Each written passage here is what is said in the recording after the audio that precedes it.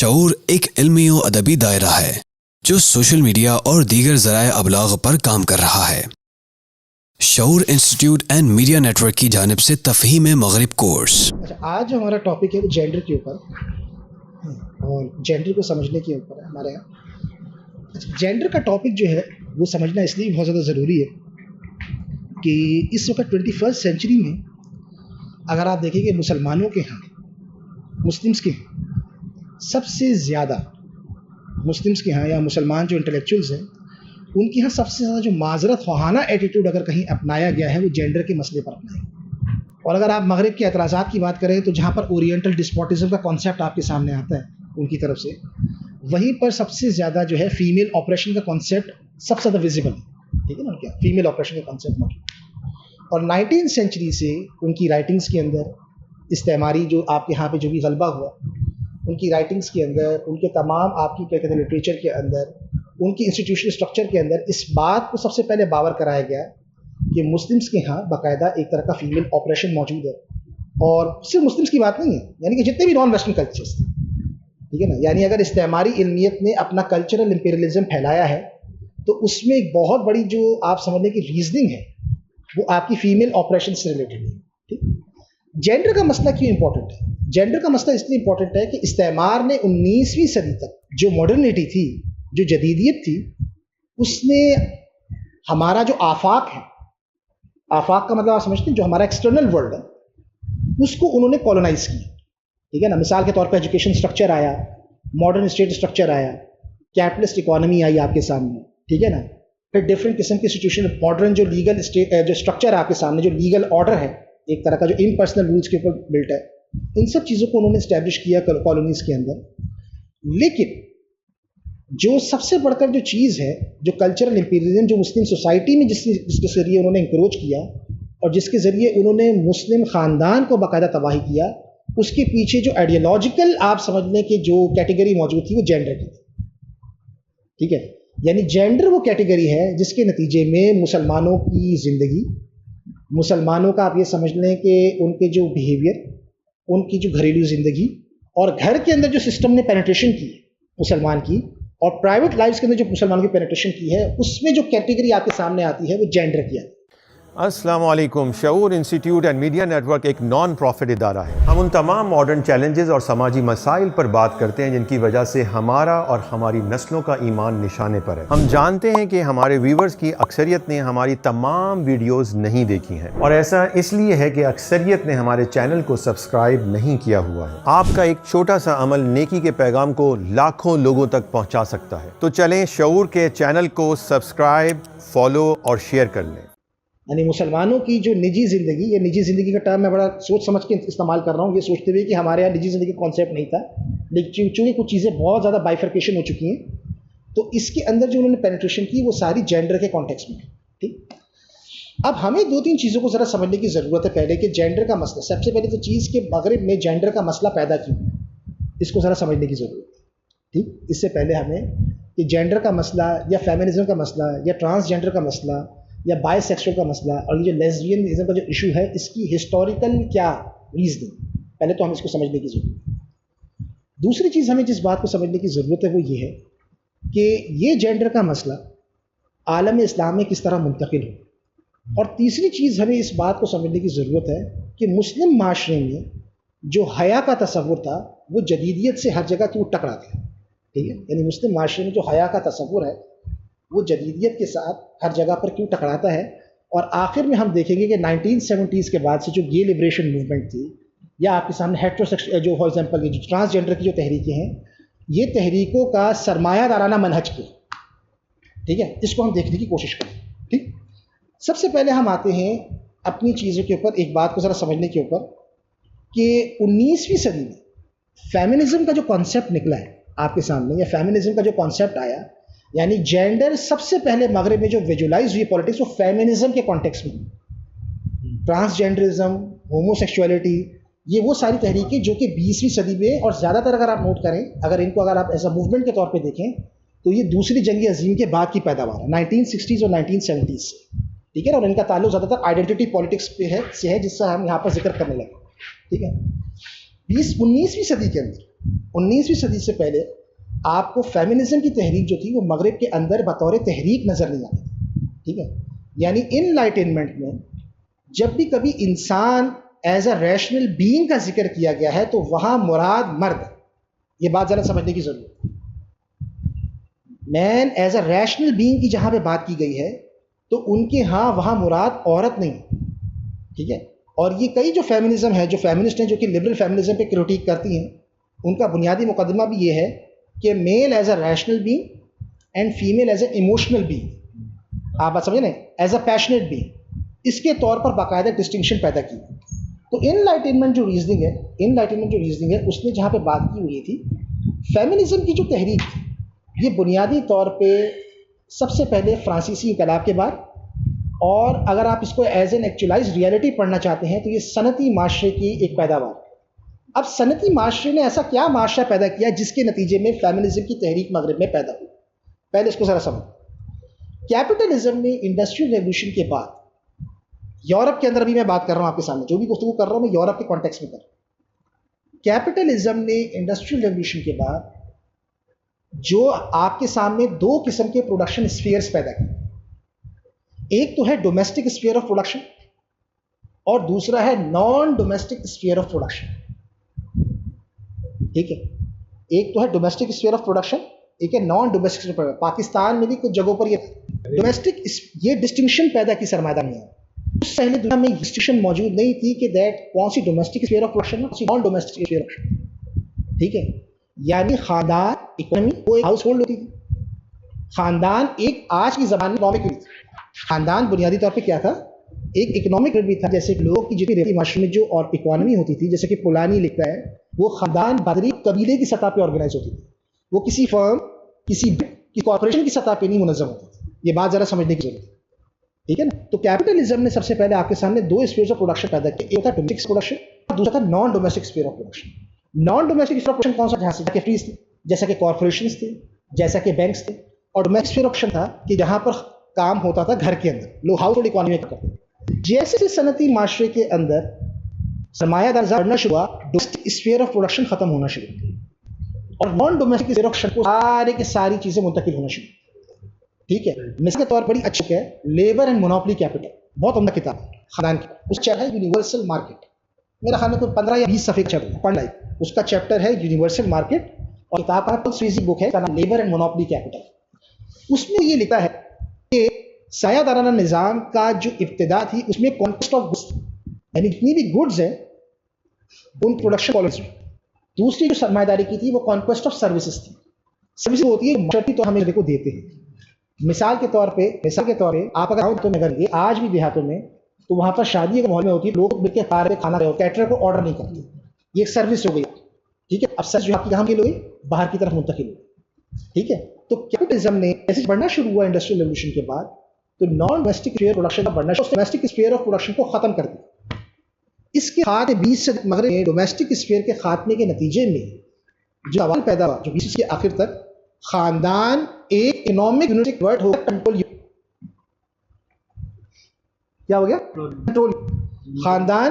ہاں مغرب میں ہمارے یہاں بھی ہو رہا ہے, میں بتا رہا ہوں طرف سے ہمارے یہاں بھی یہ ہو رہا ہے, لیکن میں ہسٹری بتاؤں. ٹھیک ہے, خاندان ایک اکنامک یونٹ سے کنورٹ ہو گیا مملک پہ جس کو آپ ڈسپلن کریں. ٹھیک ہے نا, جس کے اندر آپ نان ڈومیسٹک پروڈکشن کی جو ویلیوز ہیں اس کو آپ انکلکیٹ کریں. باہر بتا لہٰذا خاندان کے اندر کئی چیزیں, یعنی خاندان پیورلی کنورٹ ہو گیا کنزیومنگ یونٹ کیا. ٹھیک ہے نا, آسان لفظوں میں سمجھ لیجیے جس کو ہم نیوکلیر فیملی کہتے ہیں. خاندان جب ایک ڈومیسٹک اسفیئر آف پروڈکشن سے ختم ہوا تو پھر وہ آپ شرنک ہونے کے بعد آپ کے سامنے کیٹیگری ہے جس کو ہم نیوکلیر فیملی کہتے ہیں, اور خاندان کی کئی رسپانسبلٹیز آہستہ آہستہ naan domestic sphere of production میں جانا شروع. نیوکلیر فیملی مطلب میاں بیوی بچوں, بات سمجھ نا, یعنی کہ سمپل میاں بیوی بچے والی جو فیملی ہوتی ہے. ایک تو ہمارے یہاں مسئلہ یہ ہوتا ہے کہ ماڈرنٹی نے جو کیٹیگریز بھی کریٹ کی ہے نا, مثلا نیوکلیر فیملی کیا ہے, جوائنٹ فیملی کیا ہے, ایکسٹینڈیڈ فیملی کیا ہے. ٹھیک ہے, یہ بھی کیٹیگریز ہیں آپ کے سامنے. خاندان دنیا میں ہمیشہ ایک بہت بڑی اجتماعیت ہوتی ہے, اس میں سینکڑوں لوگ شامل تھے. آزادی کے بعد انڈیا کے اندر آزادی سے پہلے انڈیا کے اندر 1940s یا 30s تک فیملی کی ڈیفینیشن میں 400-500 لوگ شامل ہوتے تھے. ٹھیک ہے, باقاعدہ لوگ شامل ہوتے تھے. خاندان کوئی بہت چھوٹی چیز نہیں ہوتی. قبیلہ پھر اس سے بڑی اجتماعیت ہوتی ہے, برادری پھر اس سے بہت بڑی اجتماعیت ہوتی ہے. خاندان وہ چیز نہیں ہے کہ جس کو آپ یہ سمجھیں کہ میاں بیوی بچوں تک ہوتی ہے. جب ڈومیسٹک اسفیئر آف پروڈکشن سے آپ کی ساری منتقل ہو گیا naan domestic sphere of production کو, تو خاندان کا کام صرف اشیاء کو خریدنا تھا جو naan domestic sphere of production پیدا کر. ڈومیسٹک اسفیئر آف پروڈکشن کا مطلب یہ ہوتا ہے کہ خاندان باقاعدہ خود سے پروڈیوس بھی کر رہے چیز. جیسے ہم نے ڈسکس کیا تھا امپلائمنٹ کے کانسیپٹ کے اندر, روایتی معاشروں میں جو امپلائمنٹ ہوتی تھی وہ امپلائمنٹ پروڈیوس نہیں کرتی تھی اسٹیٹ, امپلائمنٹ ہوتی تھی جہاں آپ پیدا ہو. لوگ اپنے خاندانی روزگاروں سے اٹیچ ہوتے تھے, لوگ خاندان سے اٹیچ ہوتے تھے, لوگ باقاعدہ برادری قبیلے سے اٹیچ ہوتے تھے. یعنی ایسی چیز نہیں ہے کہ آپ ایک ایسی جگہ پیدا ہو گئے کہ جس کو باقاعدہ پہلے ایجوکیٹ کیا جائے گا for the sake of job, اور جابز ایک ریاست نے پروڈیوس کرنی. اگر اسٹیٹ کی جاب پروڈیوس نہیں ہو رہی تو آپ بے روزگار ہو کے ڈگری لے کے گھومتے پھر, ایسا نہیں. آپ بات سمجھ رہے ہیں؟ بات اب کیا لوگ جیسے آج مثال کے طور پہ ایک ٹھیلے والا جو ہوتا ہے وہ اپنے بچے کو ٹرینڈ کرتا ہے کہ بیٹا آئندہ ٹھیلا تم نے چلانا ہے, ٹھیک ہے, سبزی والا, تو اس کی چیز موجود ہوتی ہے اس کے سامنے. اس کو روزگار لینے کے لیے جو ہے, آپ بات سمجھ رہے ہیں, روزگار کوئی ایسی چیز نہیں ہے کہ جس کو لینے کے لیے مجھے باہر نکلنا, روزگار موجود ہوتا ہے. ٹھیک, تو naan domestic sphere of production جو ہے, جب پورا کالونائز کر لیا ڈومیسٹک اسفیئر آف پروڈکشن کو, یہ وہ کانٹرڈکشن ہے جس سے فیمنزم کی موومنٹ پیدا ہوئی. ٹھیک ہے, اور یہاں کانسیپٹ آیا پبلک مین پرائیویٹ وومن کا. ٹھیک ہے, یعنی جو naan domestic sphere of production ہے اس نے آپ کے سامنے پیدا کی جس کو کہتے ہیں پبلک لائف, اور naan domestic sphere of production جو ہے یہ کیا ہے, پرائیویٹ لائف. آسان لفظوں میں سمجھتے چلیں گے, ٹھیک ہے نا. جو naan domestic sphere of production ہے یہ کیا ہے, یہ آپ کی نجی زندگی ہے. اور جو آپ کی, یہ میں بتا رہا ہوں لبرلزم کے سٹارٹ میں, ابھی لبرلزم میں پرائیویسی نہیں ہے, کہنے کو ہے بٹ ہر چیز اب پبلک کے ڈومین میں آ چکی ہے. لیکن یہ بتانا چاہ رہا ہوں میں آپ کو 19ویں صدی کی باتیں کر رہا ہوں جب آپ سے, ٹھیک ہے, کہ naan domestic sphere of production جو ہے وہ آپ کی کیا ہے, پبلک لائف, اور ڈومیسٹک اسفیئر آف پروڈکشن ہے وہ کیا ہے, آپ کی پرائیویٹ لائف. جو بندہ naan domestic sphere of production میں انٹر ہو رہا ہے وہ پروڈکٹیو ہے, وہ کیا ہے, وہ پروڈکٹیو ہے. اور جو بندہ ڈومیسٹک اسفیئر کے اندر جو موجود ہے وہ کیا ہے, نان پروڈکٹیو ہے, اس کو کام کو نہیں مل رہا.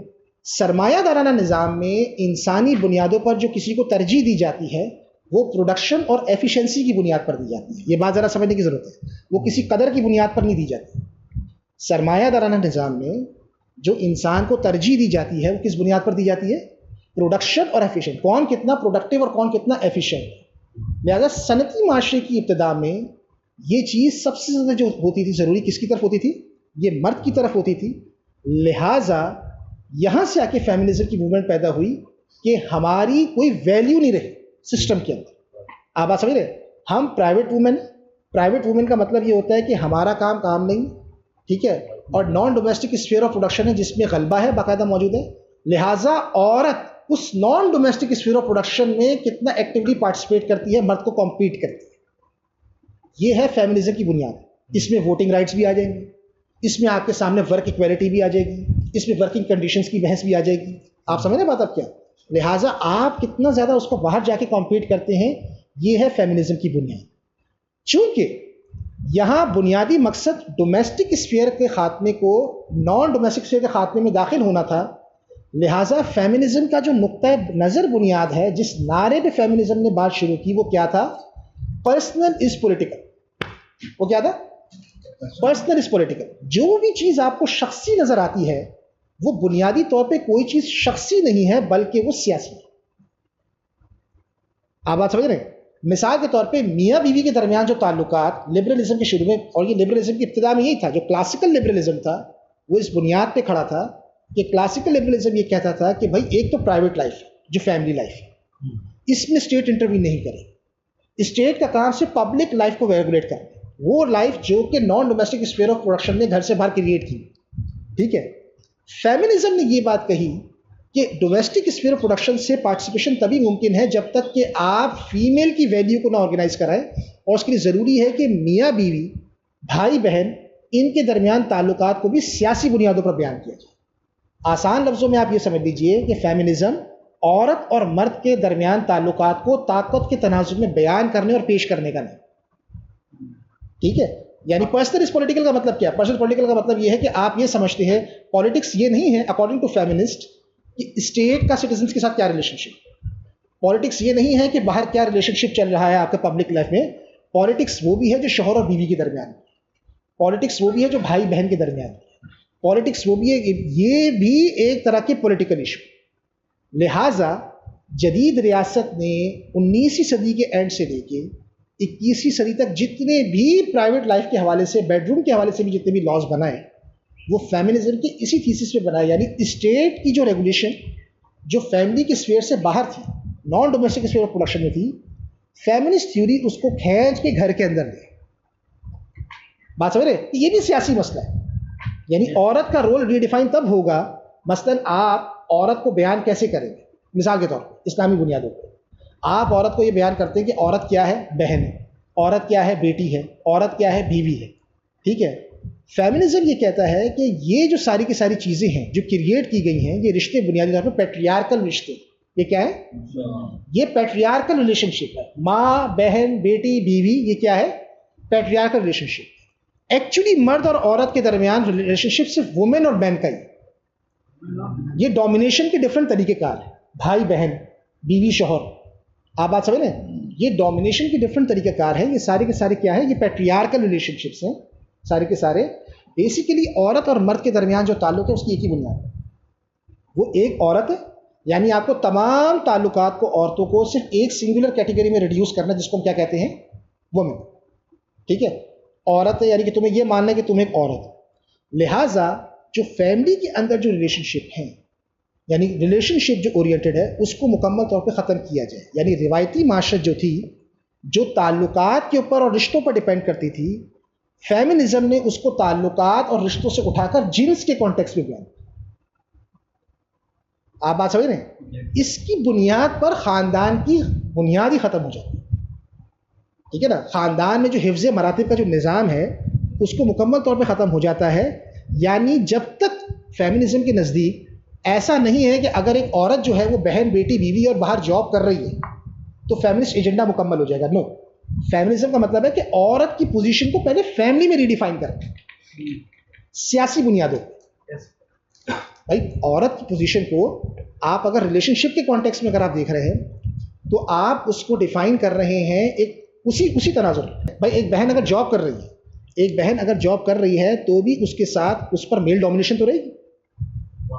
بات سمجھ رہے ہیں بھائی؟ دفتر میں اگر ایک عورت بہن ہے یا ایک عورت ماں ہے, ایک عورت اگر بیٹی ہے, ایک عورت اگر بیوی ہے, اگر وہ بیوی اور بہن کی ہی کانٹیکس میں باہر جاب کر رہی ہے تو وہ سارے ریلیشن شپ اسے ڈومینیٹ کرتے رہیں گے, اس کے ساتھ اسی لیول کا ڈسکریمنیشن چلتا رہے.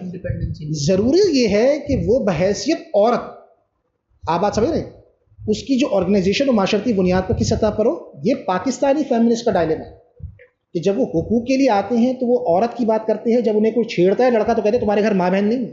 یہ پاکستانی فیملی ڈائلیما ہے. امریکہ, یورپ کی فیملی اس طرح بات نہیں کریں گے تمہارے گھر ماں بہن نہیں. آپ بات سمجھ رہے ہیں؟ تمہارے گھر ماں بہن نہیں. یہ پاکستانی فیملیز کا ڈائلیما ہے کہ جب وہ بات کرتے ہیں, جب وہ سڑک پر آتے ہیں تو وہ بنیادی طور پر جس چیز کو سامنے رکھ رہے ہوتے ہیں وہ رکھ رہے ہوتے ہیں عورت کی بنیاد. ہمیں حقوق دیا جائے اور وومن کی بنیاد پر ہماری آئیڈینٹی کو ریکگنائز کیا. جب مذہبی لوگ ان کو بتا رہے ہوتے ہیں کہ ہمارے ہاں عورت ماں بھی ہے, بہن بھی ہے, بیٹی بھی ہے, دیکھو بہن کی عزت میں کتنی حدیثیں ہیں, ماں کی عزت میں کتنی حدیثیں ہیں, بیوی کی عزت میں کتنی حدیثیں ہیں, تو کہتے ہیں کہ نا نا نا نا, یہ سارے جو رشتے ہیں یہ ایکچولی عورت کو سبجوگیٹ کرنے کے لیے رشتے ہیں. ٹھیک ہے.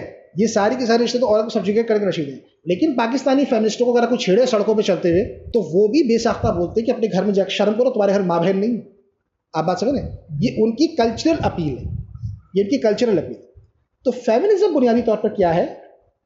پرسنل کو پولیٹیکل معاملات میں تبدیل کرنے کا نام ہے. ٹھیک ہے نا. یعنی وہ معاملات جن کو فیمنسٹ تحریک سے پہلے لوگ پرسنل ایشوز سمجھتے تھے, سیاسی ایشوز نہیں سمجھتے تھے, جیسا کہ خاندان کے درمیان تعلقات ہے, اس کو پیورلی پولیٹیکل ٹرمز میں ڈیفائن کرنے کا نام. ایک تو یہ چیز یہاں پر آ کر فیمنزم ایک تفریق پیدا کرتا ہے جس کو سمجھنا جینڈر کے کانٹیکس سے بہت ضروری ہے, کیونکہ آگے ٹرانسجینڈر وغیرہ اسی کانٹیکس میں سمجھا جائے. فیمنزم ایک تفریق کرتا ہے سیکس اور جینڈر. سیکس کا مطلب یہ ہے کہ بایولوجیکل ڈفرینس جو پائے جاتے ہیں. مثال کے طور پہ یہ چیز ویزیبل ہے کہ عورت بچہ پیدا کر رہے ہیں, اور ایک یہ ہے کہ جب بچہ پیدا کرنا ہے تو میں نے اسے پالنا پوسنا, اس کی تربیت کرنا. ایک ہے بچے کی پیدائش, ایک ہے بچے کو پالنا. بچے کو پالنا 10-15 سال کی عمر تک اس کی تربیت کرنا. فیمنزم کہتا ہے یہ بچہ جس کو چائلڈ بیئرنگ کہتے ہیں نا یہ ہے سیکس, اور جو چائلڈ ریئرنگ ہے یہ جینڈر. بچہ پیدا جو ہو رہا ہے یہ چائلڈ بیئرنگ ہے, عورت چائلڈ بیئر کرتی ہے, سب کو نظر آ رہا ہے, ٹھیک ہے. اور اس بچے کو پالنا ہے, اس کی پرورش کرنی, اس کی تربیت کرنی ہے, اس کے ساتھ گھر میں بیٹھنا ہے, ٹھیک ہے. بات سمجھیں, آسان لفظ میں سمجھنے آپ تاکہ آپ کو بات آسانی سے سمجھ آ جائے, ٹھیک ہے. اس کی خدمت کرتے ہوئے اس کو ٹائم دیتے ہوئے گھر میں رہنا ہے. بات سمجھ رہے میری بات کیا ہے, اس کو ٹائم دیتے ہوئے اب گھر میں رہنا ہے, اور وہی توجہ کا مرکز ہے میری, ٹھیک ہے. اس کے ساتھ گھر گزارنا ہے, اس کی اور اس کے باپ کی خدمت کے لیے گھر میں کھانے پکانے, ٹھیک ہے. یہ ہے چائلڈ ریئرنگ. چائلڈ ریئرنگ کا مطلب ہے چائلڈ کو پالنا. فیمنزم کہتا ہے کہ یہ ہے social construction. Gender social construction ہے, سیکس وہ ہے جو کہ بایولوجیکل کنسٹرکشن. فیمنزم یہ کہتا ہے ایکچولی جو پیٹریارکی ہے اس نے ہمارے کئی جینڈر رولز کو سیکس رولز میں کنورٹ کر دیا. جیسے چائلڈ بیئرنگ نیچرل ہے ویسے تمام معاشرے چائلڈ ریئرنگ کو بھی نیچرل سمجھے. ایک عورت ہے, بچہ پیدا کرے گی, اسے دودھ پلائے گی, اس کی تربیت کرے گی, ماں بن کے پالے گی, ان کے لیے قربانی دے گی, ان کے لیے گھر پہ رہ کے کھانے پکائے گی, ٹھیک ہے, ان کی خدمت کرے گی, اور جو فیملی اس سے جو وجود میں آ رہی ہے اس کا خیال کرے گی. یہ جو سارے رول ہیں یہ عورت کی ایک طرح کی آزادی پر پابندی لگاتی, عورت کی موبلائزیشن کو روکتی, عورت کی اپنی فیمیل ایکسکلوسیو آئیڈینٹی کے اوپر ایک طرح کی پابندی لگتی ہے. وہ بہت زیادہ جب بچے سے ریلیٹ کرتی ہے اپنے آپ کو. لہٰذا جو مین اسٹریم فیمنزم ہے اس کا یہ کہنا ہے کہ جو چائلڈ ریئرنگ ہے یہ ایکچولی سوشل کنسٹرکشن کا مطلب یہ ہے کہ یہ ایک پیٹریارکل نظام جو دنیا میں 5-6 ہزار سال سے قائم ہے. جیسا کہ اینجلس کی جو کتاب تھی پیٹریارکل اوریجنز آف فیملی کے تحت, یہ اس نے عورت کے اوپر نافذ کر دی ہے. اور فیمنزم کا بنیادی ایجنڈا یہ ہے کہ وہ اس چیز میں کرے کہ چائلڈ بیئرنگ تو عورت کرے گی لیکن چائلڈ بیئرنگ مرد اور عورت دونوں کریں. بات سمجھ رہے ہیں؟ اب یہ میں ابھی اس پہ نہیں آ رہا کہ اس کی پریکٹیکل کیا امپلیکیشن ہوئی, اس میں کیا مضحکہ خیز اقدامات ہوئے ہیں, کیا کچھ ہوا ہے یورپ یا امریکہ میں. لیکن ابھی میں آپ کو بتانا چاہ رہا ہوں کہ بنیادی طور پر لہٰذا ان کے ہاں جو بنیادی طور پہ فرق ہے وہ کیا ہے, سیکس اور جینڈر کا ہے. سیکس ایک نیچرل بایولوجیکل چیز ہے, جینڈر ایک سوشل کنسٹرکٹیوزم چیز ہے. فیمنزم کا یہ اعتراض ہے کہ جتنا بھی آپ کا پیٹریارکل معاشرہ یا مذہبی معاشروں نے جو عورت کے جینڈر رول تھے ان کو ریڈیوس کر دیا سیکس رول, یعنی یہ بھی فطری ہے. بات سمجھ رہے, عورت فطری طور پہ پھر اس شکل میں ماں کی شکل میں آ رہی ہے کہ ماں جو ہے وہ بچوں کی خدمت کر رہی ہے, وہ گھر کے اندر بیٹھ کے وہ یہ کام کر رہی ہے. لہٰذا ہمیں اس کو یوں کر کے بتانا ہے کہ بھائی یہ سیکس الگ ہے, جینڈر ایک الگ چیز ہے, ٹھیک ہے, اور یہ سوشل کنسٹرکشن ہے, ہمیں اس کے اوپر اٹیک کر عورت. آپ بات سمجھ رہے ہیں. تیسرے جو کیریکٹرسٹک جو فیمنزم کا آتا ہے وہ آتا ہے نوشن آف پیٹریارکی. وہ کیا آتا ہے؟ Notion of patriarchy. پیٹریارکی کا مطلب کیا ہے؟ پیٹریارکی کا مطلب سمپل یہ ہوتا ہے پدر شاہی نظام, ٹھیک ہے. پدر شاہی نظام کا مطلب کیا ہے؟ فیمنزم اس کے مقابلے میں جس نظام کی بات کرتا ہے وہ مادر شاہی نظام, جس کو ہم کہتے ہیں میٹریارکی. اب دنیا میں کہیں پر بھی کوئی معاشرہ آپ کو اگر ایک انسان اپنی لیونگ ایکسپیرینس میں دیکھے تو آپ کو کوئی معاشرہ ایسا نظر نہیں آئے گا کہ جو اس سے یعنی کہ میں یہ نہیں کہہ رہا کہ اسلامی معاشرے پیٹریارکل تھے یا نہیں تھے, یہ کیٹیگری بھی فیمنزم کی پیدا کردہ ہے. لیکن میں بتانا چاہ رہا ہوں کہ اگر پیدر شاہی کا مراد یہ ہے کہ عورت ایک رولنگ کلاس میں شامل ہو باقاعدہ, ٹھیک ہے, تو آپ کو نظر نہیں آتے ایسے معاشرے, ٹھیک ہے. اس کے لیے اینجلز جو ہے وہ اپنی کتاب patriarchy and origins of family میں بیان کرتا ہے, اور فیمنسٹ جتنے بھی ہسٹورینز ہیں ان کے لیے اینجلز کی یہ کتاب ایک طرح کی بائبل ہے. وہ یہ کہتے ہیں کہ بھائی آج سے 10,000 15 یا 20,000 سال پہلے, ٹھیک ہے, جب شادی نہیں تھی, جب خاندان کا تصور نہیں تھا, اور جب فری سیکس ایسوسیشن تھی, تو اس ٹائم پر جب بچہ پیدا ہوتا تھا تو اسے پتہ ہی نہیں ہوتا تھا کہ باپ کون, ٹھیک ہے. باپ کا نہ پتہ ہونا حیا بھی نہیں ہوتی تھی, ٹھیک ہے. حیا یہ سب چیزیں سوشل کنسٹرکشن ہے. حیا بھی نہیں ہوتی تھی, باپ کا بھی پتہ نہیں ہوتا تھا. تو جب ان سب چیزوں کا پتہ نہیں ہوتا تھا تو بچہ کس سے منسوب کرے گا؟ ماں سے. تو ماں سے کرنے کی وجہ سے بچہ صرف اور صرف ماں کا لوئل ہوتا تھا, اور نظام زندگی ماں سے مراد جو ہوتا تھا میٹریارکی پر مبنی ہوتی تھی. ان معاشروں کو ایکسپلین کرتے ہیں پریمیٹیو سوسائٹی, ٹھیک ہے. یہاں میں ایک چیز آپ کو بتاتا چلوں, جدیدیت میں انسانیت کے 2 ماڈل ہیں. پیٹریارکی پہ روک کے بات کر رہا ہوں. جدیدیت نے جو انسانیت کے ماڈل پیدا کیے ہیں وہ دو ماڈل پیدا کیے. ایک تو ہے انسان مشین بن جائے, دوسرا حیوان بن جائے. یا انسان مشین بن جائے یا وہ حیوان بن جائے. مشین اس وقت جو دنیا میں گلوبل لیول پر جو آپ کے سامنے جو آرڈر قائم ہے وہ مشین ماڈل ہے. مشین ماڈل کا مطلب کیا ہے؟ مشین ماڈل کا مطلب یہ ہے کہ اگر میں آپ کے سامنے دو مشینیں لا کے رکھ دوں اور میں کہوں ان میں سے کون سی اچھی مشین ہے یا کون سی بہتر مشین ہے, تو آپ اس کا فیصلہ کس بنیاد پہ کریں؟ کون سی مشین کتنی ایفیشینٹ ہے, کون سی کتنی پروڈکٹیو ہے. انسان کا فیصلہ اس وقت کس بنیاد پہ کرتے ہیں سسٹم کے اندر, کون سا انسان کتنا پروڈکٹیو. یہ بات سمجھ رہے ہیں مشین ماڈل کا مطلب. مشین ماڈل کی بنیاد پر انسان کو دیکھیں. جدیدیت کا یہ بات میں اس لیے سمجھانا چاہ رہا ہوں, یہ بڑی امپورٹنٹ ہے کہ جدیدیت کے اندر جو دوسرا ماڈل ہے اینیمل ماڈل ہے جو اس وقت مغرب میں ایمرج کر رہا ہے, جو ماڈرنٹی پہ کرٹیک کرتا ہے. وہ ان میں بہت بڑے بڑے رائٹر وہ ہیں جو ٹیکنالوجی پہ کرٹیسزم کرتے ہیں, ان میں بہت بڑے رائٹر ہیں جو ڈیولپمنٹ پہ کرٹیسزم کرتے ہیں, ان میں بہت سارے آرڈر ہیں. یہ وہ رائٹرز ہیں جن کا یہ کہنا ہے کہ ڈاروینین ایوولوشن کے تحت انسان کا ایوولوشن کیسے ہوا ہے بایولوجیکل. انسان ایک ترقی یافتہ حیوان ہے. وہ کیا ہے؟ ڈاروینین نوشن سے اگر آپ نوٹ کریں تو ہمارا اور جانور جو ہیں وہ ایک اپنی کامن اوریجن سے نکلتے ہوئے سامنے آ رہے, بڑھتے چلے جا رہے ہیں, اور انسان ان میں ترقی یافتہ حیوان. ٹھیک ہے. اور انسان جب تک حیوان کی زندگی سے قریب تھا پریمیٹیوزم میں, اس کے لیے وہ کیا لفظ کہتے ہیں؟ پریمیٹیوزم. یہ پریمیٹیوزم وہ ہے جو مارکس کے ہاں, فرائڈ کے ہاں, انارکسٹوں کے ہاں, ایون پوسٹ اسٹرکچرلسٹ کے ہاں سب سے زیادہ آپ کو نظر آتا ہے کہ یہ وہ لائف اسٹائل تھا جو آپ کا جانور سے بہت قریب. ٹھیک ہے. جانور ماڈل, حیوان سے آپ کتنا. روسوں کے ہاں نوبل سیویج کا کانسیپٹ موجود ہے. ٹھیک ہے. لاک کی جو سوشل کانٹریکٹ کی جو تھیوری ہے اس میں جو اسٹیٹ آف نیچر کو اسٹیٹ آف پیس قرار دیتا ہے وہ بالکل پیور پریمیٹیوزم کی بنیاد کے اوپر. ٹھیک ہے. یعنی وہ حیوان کے قریب ہے. بیچ کی جو انسانی تاریخ ہے جو انلائٹنمنٹ سے اور اس حیوانی تاریخ کے درمیان ہے, جدیدیت اصل اٹیک اس پر کرتی ہے. آپ بات سمجھ رہے ہیں؟ بیچ کی جو انسانی تاریخ ہے جیسا کہ کرسچن ہسٹری, ٹھیک ہے, جیسا کہ یہ ساری ہسٹری, ماڈرنٹی کا جو بنیادی کرٹیک ہوتا ہے وہ اس کے اوپر ہوتا ہے. آپ اگر نوٹ کریں کہ اورینٹلزم نے استعمار جب کالونیز بنا رہا تھا تو اس نے ہندوستان میں آ کر جتنی بھی اینشینٹ ہسٹری ان سب کو گلوریفائی کیا. موہنجو داڑو کو, مصر گئے فاروہاس کو. ٹھیک ہے. سب سے زیادہ نشانہ کون سی بنتی ہے؟ وہ مڈ ایول ہسٹری ہوتی ہے. وہ کون سی بنتی ہے؟ مڈ ایول ہسٹری ہوتی ہے, قرون وسطیٰ کی تاریخ. ٹھیک ہے. جس کو ایڈورڈ سعید کہتا ہے کہ زندہ تاریخ جس کو میں بھگت رہا ہوں یہ مردہ بن جائے اور مردہ زندہ ہو جائے. پریمیٹیوزم جو ہے جو میری زندہ تاریخ نہیں ہے. فار ایگزامپل ابھی میں ایوولوشن کی بات نہیں کر رہا ہوں. پریمیٹیوزم جو ہے جو کہ میری زندہ تاریخ نہیں ہے, جو ایک بالکل مردہ تاریخ ہے. ٹھیک ہے. میں اس سے ایکسپلین کر رہا ہوں تھرو اینتھروپولوجسٹ. ٹھیک ہے. تھرو سائیکالوجسٹ, تھرو سوشیولوجسٹ میں ایکسپلین کر رہا ہوں جو مردہ تاریخ ہے, جو مجھے کچھ ایکسپرٹس, کچھ اینتھروپولوجسٹ, کچھ ایکسپرٹس جا کے کھوپڑیوں کا مطالعہ کر کے بتا رہے ہیں. وہ تاریخ میں زندہ کروں. ٹھیک ہے. اور وہ تاریخ جو میں بھگتتا آ رہا ہوں اپنی روایتی معاشرت کے ساتھ, جو زندہ تاریخ تھی جس کو کالونائز کیا جا رہا تھا, اس تاریخ کو میں جہالت کرا دوں. اور میں بتاؤں کہ یار اینشینٹ سوسائٹی میں تو لوگ بالکل ہومو سیکشولیٹی بھی عام ہوتی تھی, لوگ جانوروں کے ساتھ بھی کر رہے تھے. دیکھو کچھ پینٹنگز میرے پاس موجود ہیں. بات سمجھ رہے ہیں؟ وہ 4-5 پینٹنگز مل کر آ گئی ہیں. اس ٹائم پر لوگوں کے اندر کوئی کپڑے وپڑے بھی پہننے کا ٹرینڈ نہیں تھا اتنا. نیوڈیٹی بھی بالکل نیچرل ہوتی تھی. ٹھیک ہے.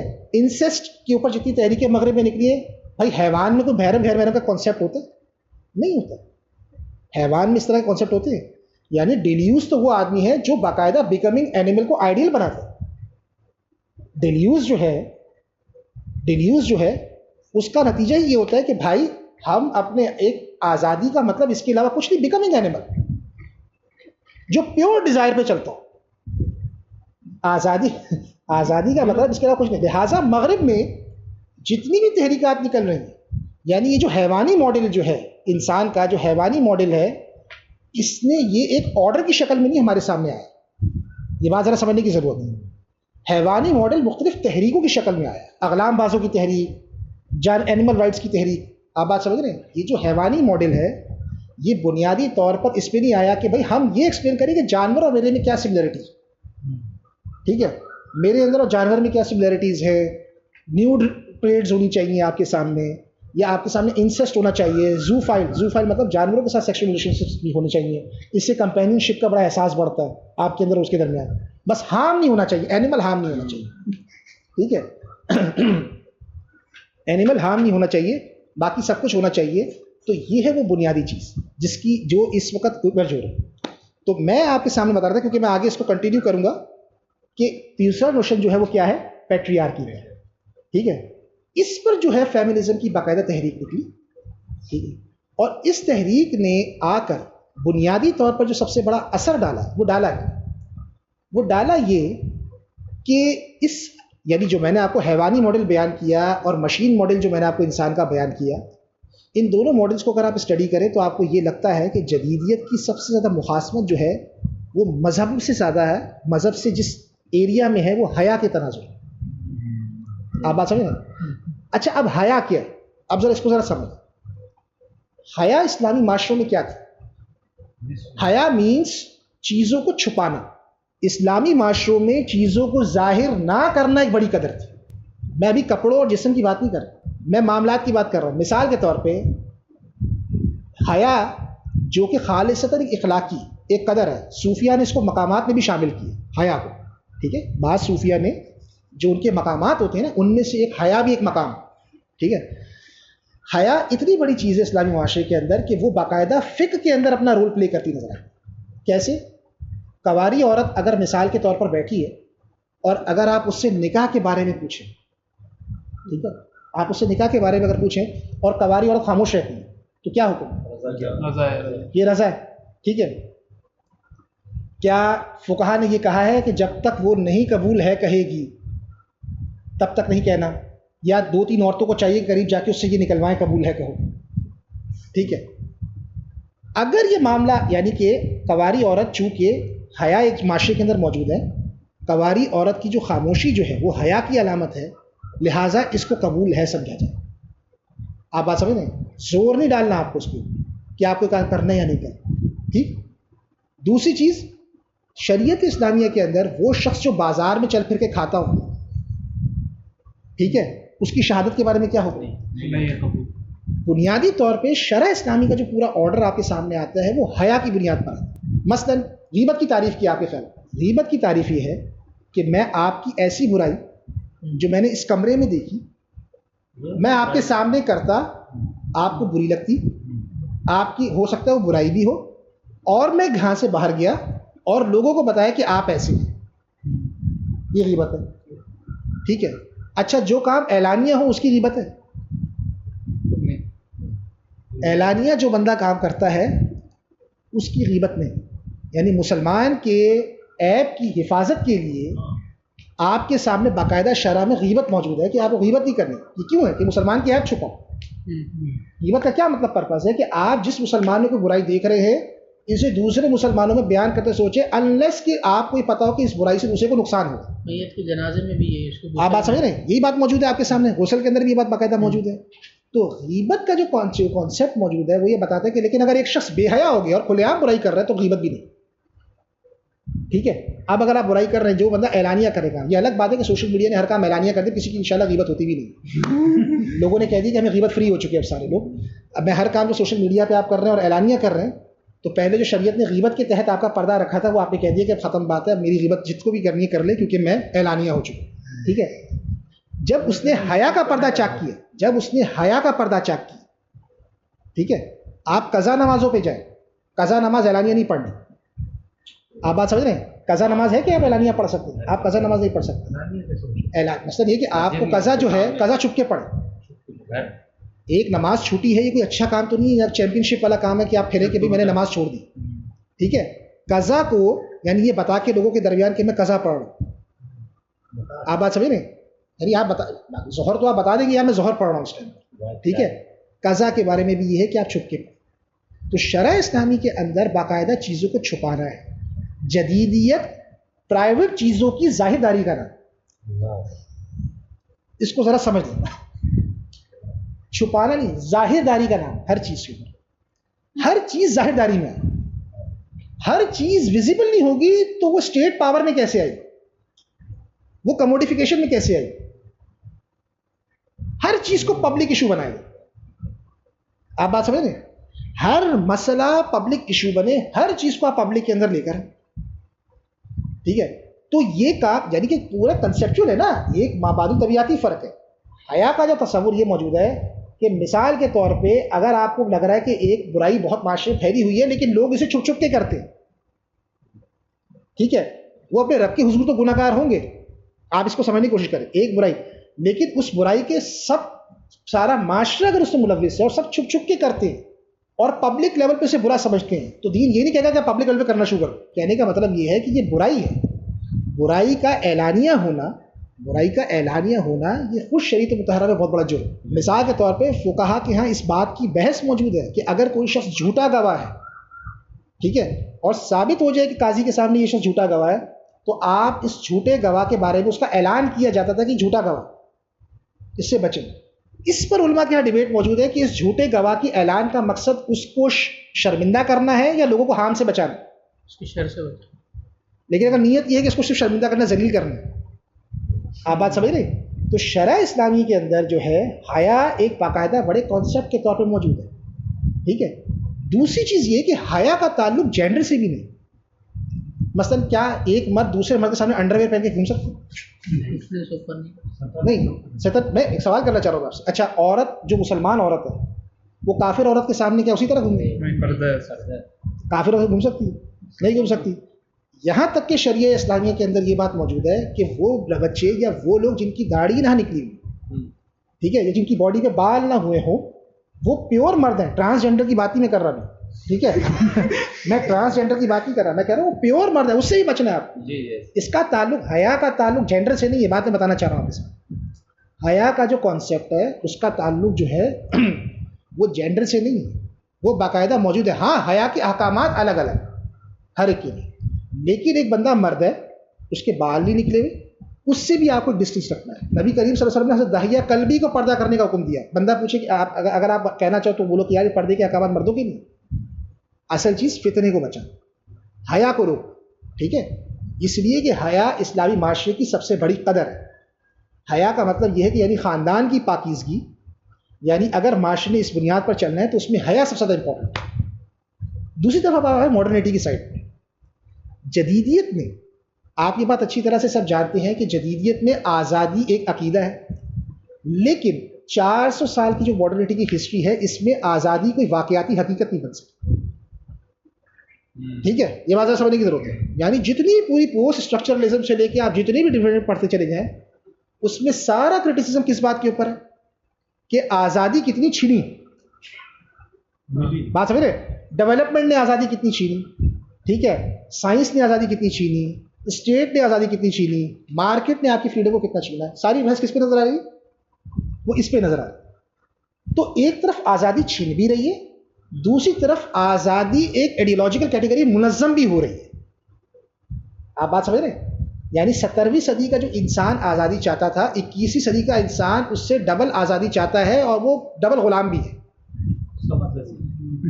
آپ بات سمجھ رہے ہیں میری بات؟ میں کیا کہنا چاہ رہا ہوں, میں کہنا چاہ رہا ہوں آپ سے کہ آزادی میں جو 17ویں 18ویں صدی کا جو مغرب کا فرد آزادی چاہتا تھا, اس سے ہزاروں گنا زیادہ آزادی آج کا انسان چاہتا ہے. اور آج کا انسان یہ کہہ رہا ہے پوسٹ اسٹرکچرل کانٹیکسٹ کے اندر کہ اب جو میرے اوپر فریڈم کی میری کرٹین لگی ہوئی ہے وہ بہت ہی گندی لگے گی, کیونکہ ایک ایلیوژن ہے, یوٹوپیا جو چلتا چلا جا رہا ہے. لہٰذا فریڈم ایکچولائز ریئلٹی کے طور پہ تو سامنے نہیں آ سکی. اب فریڈم کی ایکچولائزیشن کس صورت میں ممکن ہے؟ فریڈم کی ایکچولائزیشن کس صورت میں ممکن ہے؟ یعنی ایک ڈسپوزیس, ایک ڈسپلیس اور ایک ایلینیٹڈ انڈیویجول, ایک ڈسپوزیس, ایک ڈسپلیس, ایک ایلینیٹڈ انڈیویجول کی خود مختاری کیا ہو, اس کی آزادی کیا ہو. لہٰذا آزادی کی اس وقت ایکچولائز شکل یہ ہے کہ سیلف اپنی اور اپنی باڈی کو کتنا ایکسپریس کرتا ہے. ایکسپریشن, آدمی کتنا ایکسپریس کر سکتے ہیں. آدمی کو مکمل طور پہ آزادی ہونی چاہیے اس چیز کی کہ وہ اپنے سیلف کو, اپنی باڈی کو ایکسپریس کر سکے. ایکسپریشن آف فریڈم, سمجھ رہے مطلب کیا؟ فریڈم فار ایکشن کتنا ہے یہ بحث نہیں ہے, فریڈم آف ایکسپریشن کتنا ہے یہ ہے. بات سمجھ رہے ہیں؟ یعنی میں مثال کے طور پہ کیا اس چیز کی آپ کو آزادی حاصل ہے کہ آپ جدید ریاست کے مقابلے میں کوئی سیاسی اینٹی بنیں؟ ٹھیک ہے، یا دنیا سے ریلیشن ختم کرنے کے لیے کوئی بات کریں؟ کیا اس چیز کی آپ کو آزادی ہے؟ آپ کو نہیں آزادی اس چیز کی. فریڈم فار ایکشن کتنی ہے؟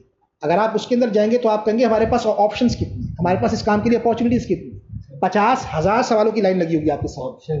ٹھیک ہے، آپ بات سمجھ رہے ہیں بات کیا؟ لہٰذا ساری بحث کس چیز کے اوپر ہے؟ فریڈم آف ایکسپریشن کے اوپر. سیلف کتنا اپنے آپ کو ایکسپریس کرے، سیلف کتنے ایکسپریس کرے، اور یہیں سے ماڈرنٹی کا خاص ریلیشن شپ بنتا ہے جدید ریاست اور سرمایہ دارانہ نظام سے. ریاست اور سرمایہ داری کی ضرورت ہے کہ ہر چیز ویزیبلٹی میں، اور دوسری طرف سے فرد کی چاہت ہے کہ ہر چیز کو ایکسپریس کیا. آپ بات سمجھ رہے ہیں؟ اس کو آسان لفظوں میں سمجھنے میں نے ایک ایگزامپل دی تھی آپ کو اس سے پہلے. رائٹنگ، جس کو آپ کہتے ہیں نا رائٹنگ جس کو دنیا بھر میں لٹریسی ریٹ کہا جاتا ہے. دنیا بھر میں رائٹنگ کوئی علم نہیں تھا، یہ فن تھا. اس کو ہر تہذیب ایک آرٹ سمجھتی تھی، لکھنا. ٹھیک ہے، لکھنا کیا تھا؟ ایک آرٹ تھا، یہ علم نہیں تھا. 19 سینچری کے اینڈ سے لٹریسی کو پوری دنیا میں ایک نالج اور علم کے کرائٹیریا کے اندر لایا. کسی بھی سوسائٹی میں لٹریسی ریٹ کتنی، ایجوکیشن کے کانٹیکسٹ میں. ٹھیک ہے، اب کوشچن کیا ہے کہ لٹریسی کیوں اتنی زیادہ پروموٹ ہے؟ اس کی ایک بڑی وجہ یہ تھی کہ اگر ماڈرن اسٹیٹ نے کی پاور، جدید ریاست کی پاور کو سٹیزنس کے اوپر ایکسرسائز ہونا ہے، جو مونوپلی آف نالج پر قائم ہے، مونوپلی آف وائلنس پہ قائم ہے، جو مونوپلی آف ایڈمنسٹریشن پر قائم ہے. ٹھیک ہے، ان سب چیزوں پر جو ریاست قائم ہے، اگر اس کی طاقت کو شہریوں پر ایکچولائز ہو رہا ہے تو نتیجہ یہ کہ شہریوں کے درمیان ہونے والے تمام اعمال اور افعال ایکسپریسو، لکھے ہوئے. بیوروکریسی کو کنٹرول کر سکے، اورل معاشرے کو آپ کنٹرول نہیں کر سکتے کیونکہ ان کی جو سینس ہے وہ ان کے اندر موجود ہے. یہ بات ذرا سمجھنے کی ضرورت ہے. ہر چیز آپ کے سامنے ایکسپریسو ہے، ہر چیز آپ کے سامنے لکھی ہوئی ہے. ٹھیک ہے، لہٰذا جدیدیت بنیادی طور پہ ایک آسان لفظوں میں سمجھ لیں کہ نج سے چیزوں کو ظاہر داری میں لانے کا نام.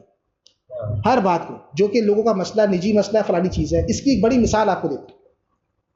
فیمنزم کی جب تحریک نے عورتوں کو بنایا تو جب انہوں نے سب سے پہلے عورت کو بنایا تو انہوں نے ہر اس فیمیل کے ایلیمنٹ پہ اٹیک کیا جس سے فیمیل کی آزادی سوالی نشان بنتی تھی.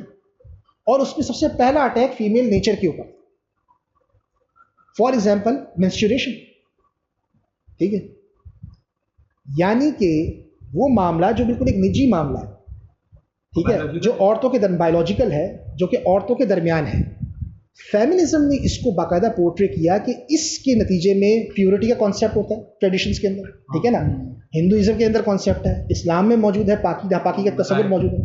ٹھیک ہے، تو اس پیورٹی اور پالیوشن کے نتیجے میں عورت کو اپنی باڈی سے شیم فیل ہونے لگتا ہے، اور عورت کا جو فخر ہے وہ اپنی باڈی پہ ختم ہو جاتا ہے. ٹھیک ہے، لہٰذا عورت کا جو فخر ہے وہ اپنی باڈی پہ ختم ہو جاتا ہے. لہٰذا اس شیم کو دور کرنے کا طریقہ کار یہ ہے کہ جو مینسٹرویشن ہے اس کو پبلک میں لایا جائے. پیڈز اٹھا کے احتجاج کیجیے، پیڈز اٹھا کے یہ ہو نہیں رہا. پاکستان میں تو شروع ہو چکا ہے نا کام، یہ اتنا کام پاکستان میں شروع ہوا. یہ کام 50-60 میں شروع ہو گیا تھا یورپ امریکہ میں، لیکن پاکستان میں بھی اب شروع ہو چکا ہے. پیڈز اٹھا کے احتجاج کیجیے. ایک بڑی اچھی بک ہے اپنا لیپیکاس کی بک ہے بلڈ گوز پبلک کے نام سے. انہوں نے اس کو باقاعدہ آپ سمجھ لیں کہ مینسچوریشن پالیٹکس کو آپ پبلک میں لے کر، پبلک میں جب آپ اس کو لے کر آئیں گے، پبلک میں لے کر آئیں گے، اس کے نتیجے میں عورت کی جو شیم، پیورٹی کے جو کانسیپٹس ہیں جو کہ ان کے ٹریڈیشن، جو کہ ان کے مذاہب نے پیدا کیے ہیں، وہ ختم ہوں گے، وہ ڈسمینٹل ہوں گے. ٹھیک ہے، پھر اس کے نتیجے میں عورت کا موڈ بھی خراب ہو جاتا ہے، تو اس کی میڈیکلائزیشن بھی ہونا شروع ہو گئی.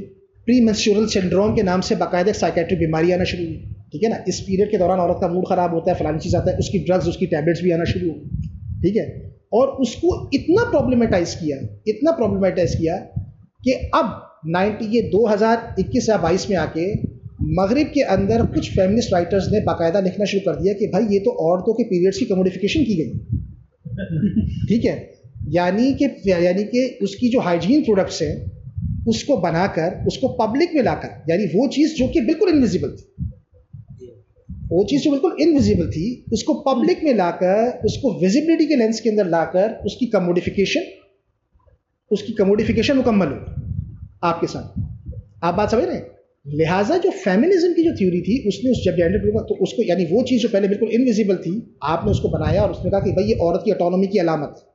پاکستان کے اندر بھی لیٹ 90s سے باقاعدہ آپ کے سامنے اس طرح کے پیڈ، سینیٹری پیڈس کی باقاعدہ مارکیٹنگ ہونا شروع ہوئی، اور بنیادی طور پہ ایڈز میں کیا دکھایا جاتا تھا کہ یہ چیز، یہ عمل عورت کی موبلٹی کو روکتا ہے، جی ہاں، وومن موبلٹی کو ایکچولی روک رہا ہوتا ہے. وومن موبلٹی یہ ہوتی ہے کہ عورت کا موڈ اس میں یہ ہوگا، فلانی چیز ہوگی، تو عورت کو سب سے پہلے بتایا جائے کہ یہ چیز گندی نہیں، ٹھیک ہے.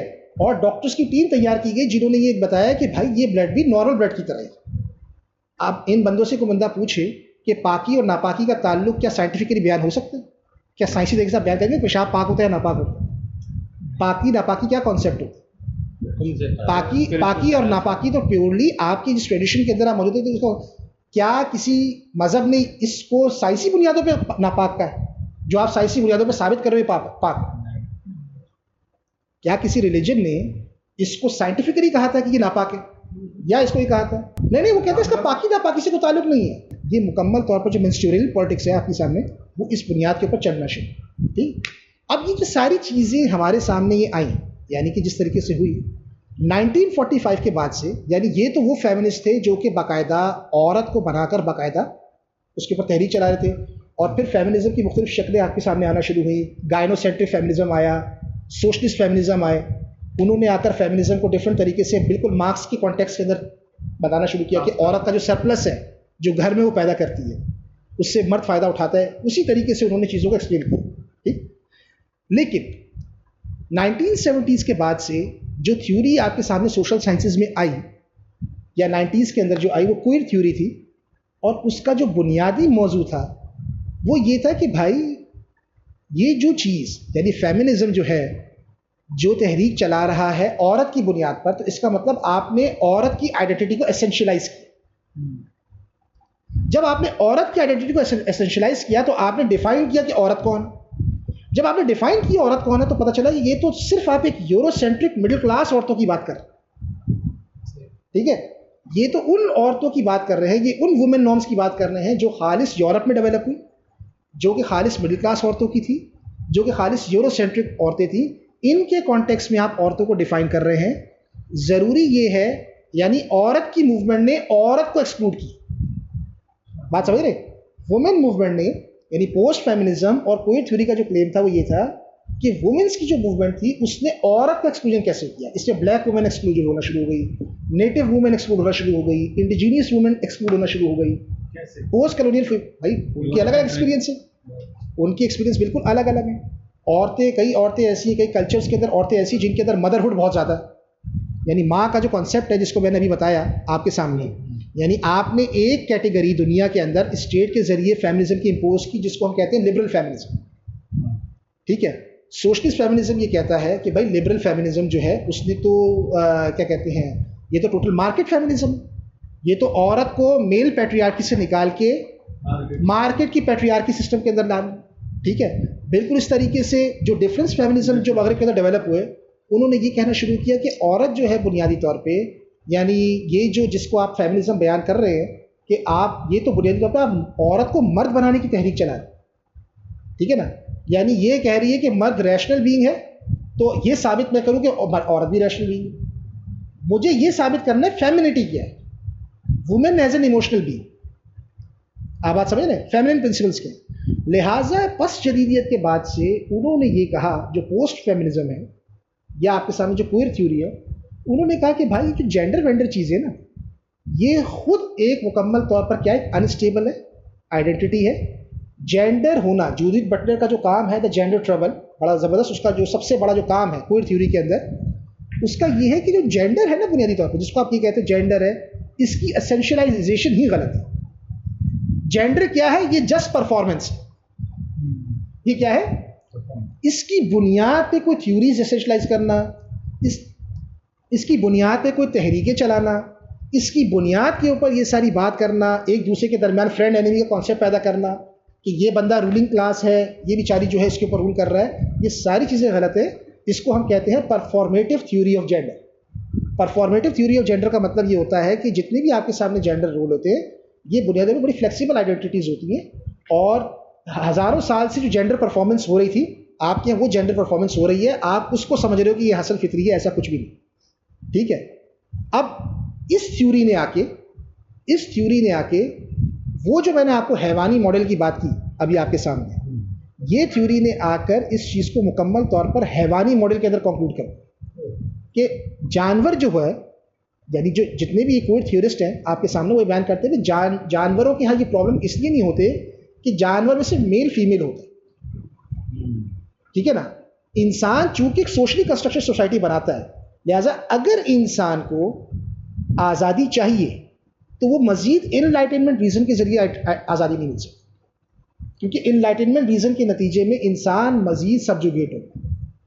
طریقہ کار یہ ہے کہ آپ اس حیوانی ماڈل کو کنکلوڈ کریں جہاں سے انسان کا اوریجن ہوا. آپ بات سمجھ رہے ہیں؟ جہاں سے انسان کا اوریجن ہوا، یعنی انسان جو حیوان کے قریب ہے، انسان جو حیوان کی جو قریب ہے، اس ماڈل کو انسان چلے، وہ نیچر کے بھی قریب ہے، وہ انوائرمنٹ کے بھی قریب ہے. اس کو بایو سینٹرسزم کہتے ہیں. یہ نیچر کے بھی قریب ہے، یہ ماحولیات کی بھی قریب ہے. آپ اس کے تھرو اپنے آپ کو جو ہے اپنی باقاعدہ جو ہے وہ سسٹم کریں. اور جتنی بھی آپ کے سامنے وومن جو موومنٹ نکلی ساری کی ساری، وہ اسی جو 1970s کے بعد جتنی بھی آئیڈینٹی ٹرانسجینڈر وغیرہ کی، وہ اسی بنیاد کے اوپر کہ جینڈر کوئی چیز نہیں ہوتی. بنیادی طور پہ اگر کوئی اچھا بھلا مرد ہے، وہ چاہتا ہے وہ ہجڑا بن کے زندگی گزارے، اسے گزارنے چاہیے، ٹھیک ہے. کوئی آدمی لیسبین ہے، گے ہے، بائی سیکشول ہے، ان کو ضرورت ہے کہ وہ آ کے پبلک لیول پہ اظہار کریں، ٹھیک. اور اس کے اندر جو سب سے بڑا رول تھا وہ پلے کیا تھا آئیڈینٹی پالیٹکس. آئیڈینٹی پالیٹکس وہ ہے جو 1970 کی دہائی سے مغرب میں شروع ہوئی، ٹھیک ہے نا. آئیڈینٹی پالیٹکس کیا ہے ایکچولی؟ آئیڈینٹی پالیٹکس کا مطلب یہ ہے کہ آپ کی پریکٹسز جو آپ نجی لیول پر کر رہے ہیں ان کو پبلک لیول پہ بطور شناخت ظاہر کیا جائے. آسان لفظ، مثال کے طور پہ کئی کلچرز ایسے تھے کہ جہاں پہ اغلام بازی تھی لیکن لوگ اس کو اعلان کرنے کو صحیح نہیں سمجھتے. آئیڈینٹی پالیٹکس یہ کہتی ہے کہ یہ کام جو آپ نج میں کر رہے ہیں اس کو ایک سیاسی شناخت کے طور پہ سامنے لائیں. بات ہے نا. آئیڈینٹی پالیٹکس بنیادی طور پر سسٹم کے خاتمے کی جدوجہد نہیں ہوتی، وہ سسٹم پر جگہ بنانے کی جدوجہد ہوتی ہے. بالکل ہیومن رائٹس کے تناظر میں ہوتی ہے. مثال کے طور پہ آئیڈینٹی پالیٹکس 4 طرح کی سیاست پیدا کرتی ہے: politics of recognition, politics of representation, politics of participation اور پالیٹکس آف ری ڈسٹریبیوشن. بات سمجھ نا. اس سے اندازہ کر لیں کہ ہماری مذہبی تحریکیں کہاں تک پہنچی. یہ وہ طبقہ ہے جو باقاعدہ ہیومن رائٹس کی کرٹیک کرتا ہے. ان کی بکس موجود ہے فیوچر پریمیٹیوزم کے نام سے. یہ طبقہ ہیومن رائٹس کو کرٹیک کرتا ہے کہ کہتا ہے کہ بھائی یہ جو ہیومینٹی کا جو ماڈل انلائٹنمنٹ میں کنسٹرکٹ ہوا، اصل ہیومینٹی ہماری 17 سینچری کے بعد لائی نہیں کرتی. اصل ہیومینٹی ہماری اوریجن میں تھی، وہ کرسچن یورپ میں بھی لائی نہیں کرتی. وہ جو پریمیٹیو ہمارا اسٹائل تھا. آپ بات سمجھ رہے ہیں؟ یعنی کہ ڈارون کی جو تھیوری ہے، مثال کے طور پہ اگر آپ فرائڈ کی جو کتاب ہے سویلائزیشن اینڈ اٹس کنٹینٹس، اس میں وہ کیا بتاتا ہے فرائڈ؟ وہ کہتا ہے بھائی حیا نے انسانوں کو اب نارمل بنایا. بات سمجھ رہے؟ حیا نے انسان کو اب نارمل بنایا. اور حیا کیسے پیدا ہوئی؟ جب لوگوں نے خاندان بنایا، سویلائزیشن بنانا شروع، ٹھیک ہے، سیکشولیٹی ریگولیٹ ہونا شروع. بات سمجھ رہے ہیں؟ تو آپ کی جتنی بھی سیکشل تھاٹس ہیں وہ ریپریس ہونا شروع ہو گئے. آپ سمجھ رہے بات کیا؟ لہٰذا اس کو کنٹرول کرنے کی ضرورت نہیں ہے. ریگولیشن تو ہوگی، کنٹرول کرنے کی ضرورت نہیں. اس کو پھیلایا جائے، بڑھایا جائے. جتنی بھی سیکشل لبریشن کی مغرب میں جو تحریکیں ہیں وہ بنیادی طور پر اسی بنیاد پر نکلتی ہیں. یعنی اس کو آپ پھیلائیں. آئیڈینٹی پالیٹکس جو ہوتی ہے وہ 4 طرح کی ہوتی ہے: politics of recognition, politics of representation, politics of participation اور پالیٹکس آف ری ڈسٹریبیوشن. سمجھ رہے بتا کیا؟ اسی لیے جو ریڈیکل مارکسسٹ تھے وہ آئیڈینٹی پالیٹکس پہ کرٹیک کرتے تھے. ان کا یہ کہنا ہوتا تھا کہ آئیڈینٹی پالیٹکس کسی اسٹیٹس کو چیلنج نہیں کرتی بلکہ اسٹیٹس کو میں اپنی جگہ بنانے کی تحریک ہے. ٹھیک ہے. آئیڈینٹی پالیٹکس جو ہوتی ہے وہ کیا کرتی ہے؟ وہ اسٹیٹس کو کے اندر باقاعدہ اپنی جگہ بنانے کی تحریکیں تھیں. تو مغرب میں جو کوئر تھیوری کے بعد جو فارمیشن ہوئی تو اس کا یعنی جس وقت ٹرانسجینڈر باہر آنا شروع ہوئے تو پولیٹیکلی تو ان کو رائٹس مل رہے تھے، لیکن ایٹ دا سیم ٹائم اگر آپ جا کے پڑھیں تو اس وقت امریکہ کے اندر جو سب سے بڑی جو کنزیومرزم ہے، جو سب سے بڑی جو کنزیومرزم کی سب سے بڑی جو کمیونٹی ہے وہ LGBT ان کے اندر شمار ہوتی ہے. آپ بات سمجھ رہے ہیں؟ یعنی نائکی کی باقاعدہ LGBT کلیکشن موجود ہے امریکن کارپوریشنز کے اندر، گوچی کی باقاعدہ LGBT کلیکشن باقاعدہ موجود ہے، تو کوئر تھیوری کے نتیجے میں یعنی جب جینڈر کو آپ نے باہر نکالا, جب آپ اس کو پبلک اسفیئر میں لے کر آئے, تو پبلک اسفیئر میں لانے کا مطلب دوسرا کیا تھا کہ آپ نے اس جینڈر آئیڈینٹی کی باقاعدہ کمیونٹی کی. اوباما کے ٹائم پر یہ کوشچن اٹھا, انہوں نے کہا کہ بھائی یہ کیا بات ہے کہ جینڈر بائنریز کو ہم ماریں کہ ایک طرف مردوں کا واش روم ہے اور ایک طرف عورتوں کا واش روم ہے, تو ٹرانسجینڈر کا بھی الگ سے واش روم ہونا چاہیے. ٹھیک ہے, تو انہوں نے کہا یہ تو نہیں ہو سکتا, نتیجہ یہ کہ اس واش روم کو ہی ختم کیا جائے. فن لینڈ کے اندر تحریک اٹھی, انہوں نے کہا کہ بھائی یہ جو کانسیپٹ ہے نا آپ کا کہ مرد کا الگ واش روم ہے, یہ بھی آپ کے دماغ میں بائنریز پیدا کرتا ہے, جینڈر بائنریز پیدا کرتا ہے. ٹھیک ہے, تو ضرورت یہ ہے کہ آپ اس بائنریز کو مکمل طور پہ ختم ایسے کریں کہ واش روم فور بس واش روم, اس میں میل فیمیل نہیں ہونا چاہیے کسی بھی طرح. آپ بات سمجھ رہے ہیں؟ جیسے مثال کے طور پہ آپ نے نوٹ کیا ہوگا کہ اب جب کرکٹ کا کوئی ٹورنامنٹ آتا ہے تو اس کے ساتھ لکھا ہوتا ہے ICC مینس ٹورنامنٹ. یہ پہلے لکھا نہیں آتا تھا. آپ بات سمجھ رہے ہیں؟ ICC وومنس ٹورنامنٹ لکھا آتا تھا, ICC مینس ٹورنامنٹ لکھا نہیں آتا. کیوں؟ فیمنسٹ موومنٹ تھی انگلینڈ کی, انہوں نے جا کے کہا کہ بھائی یہ جو ICC کا جو ورلڈ ہے, یعنی آپ یہ بتا رہے ہیں کہ ICC وومن کرکٹ, یعنی یہ کرکٹ نہیں ہے, یہ عورتوں کی کرکٹ ہے. اور اگر کرکٹ دیکھنی ہے واٹ از کرکٹ, تو یہ مردوں کی دیکھو. بات سمجھ رہے ہیں؟ اسی طریقے سے فٹ بال جو مردوں کا کپ ہے اس پہ نہیں لکھا ہوا مردوں کا کپ ہے, کیونکہ یہ فٹ بال ہے. ہاں, عورتوں کی فٹ بال دیکھنی ہے تو آپ الگ سے دیکھیں. تمام جو اسپورٹس ہے ان کے اندر بھی لکھا جائے مردوں مین, یہ بھی مین. جیسے بہت اچھا وہ ایگزامپل دیتا ہے انڈین انٹلیکچوئل ہے, وہ کہتا ہے کہ بھائی آپ اگر مغرب کے کسی بھی جائیں گے نا ڈپارٹمنٹ میں, واٹ از سائنس, تو آپ سائنس پڑھیں, لیکن what is ethno science, Islamic science, Hindu science, وہ سائنس نہیں. بات سمجھ رہے ہیں؟ وہ سائنس نہیں ہے, وہ ایتھنو سائنس ہے. ٹھیک ہے, وہ کیا ہے, وہ ایتھنو سائنس ہے, وہ سائنس نہیں ہے. وہ یہ کہتے ہیں, تو سمپل وہ یہ کہتے ہیں کہ بھائی جو چیز جینڈر میں ہے وہ یہ بات موجود ہے. تو جینڈر آئیڈینٹی کو کوئر تھیوری کے بعد سے مکمل ڈی کنسٹرکٹ کر دیا گیا. اس کی ایک بہت بڑی وجہ, تاریخی وجہ جو اس کی سب سے بڑی معلوم ہوتی ہے وہ یہ ہوتی ہے کہ دیکھیں جدیدیت نے جو آپ کے سامنے نظام زندگی تشکیل دیا, اس میں تعلقات اور رشتوں کی وہ اہمیت نہیں. بات سمجھ رہے ہیں؟ یعنی جدید جو سیکولر علم ہے وہ اقداری نہیں اقتداری ہے. اقتداری علم کے اندر یعنی علم کی جو تشکیل ہو رہی ہے اس وقت دنیا میں, یا علم کی جو پروڈکشن ہو رہی ہے وہ انسانی بنیادوں پر نہیں ہو رہی, وہ ان پرسنل لیول پر ہو رہی ہے. لہٰذا اس سے کیا فرق پڑتا ہے نظام کو چلاتے ہوئے کہ اس میں کون عورت ہے کون مرد ہے. اگر علم, اگر نظام زندگی خاندانی تعلقات کی بنیاد پر چل رہا ہو, ٹھیک ہے نا, تعلیم تربیت کا سارا نظام خاندان کے اندر چل رہا ہو, تو وہاں یہ بات میٹر کرتی ہے کہ کون ماں ہے, کون بہن ہے, کون بیٹی ہے. آپ بات سمجھ رہے ہیں؟ لیکن اگر نظام زندگی مکمل امپرسنل ہے اور سارے کے سارے ایبسٹریکٹ انڈیویجول ہیں, تو اس میں کیا فرق پڑتا ہے کہ کون عورت ہے کون مرد ہے. یہی کوشچن تھا جو پوسٹ فیمنزم نے اٹھایا. فیمنزم کیوں؟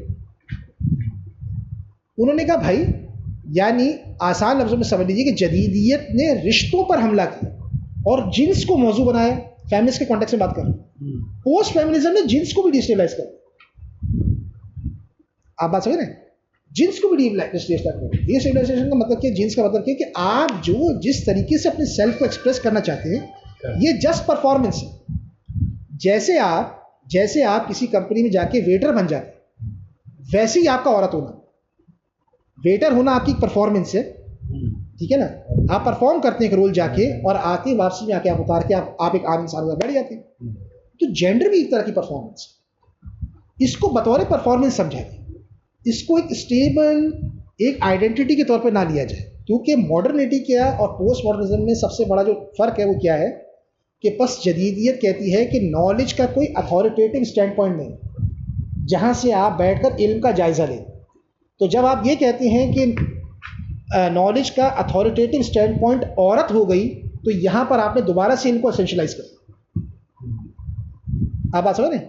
لہٰذا پس جدیدیت یہ کہتی ہے کہ ہر آئیڈینٹی, ہر چیز آپ کے سامنے فلیکسیبل.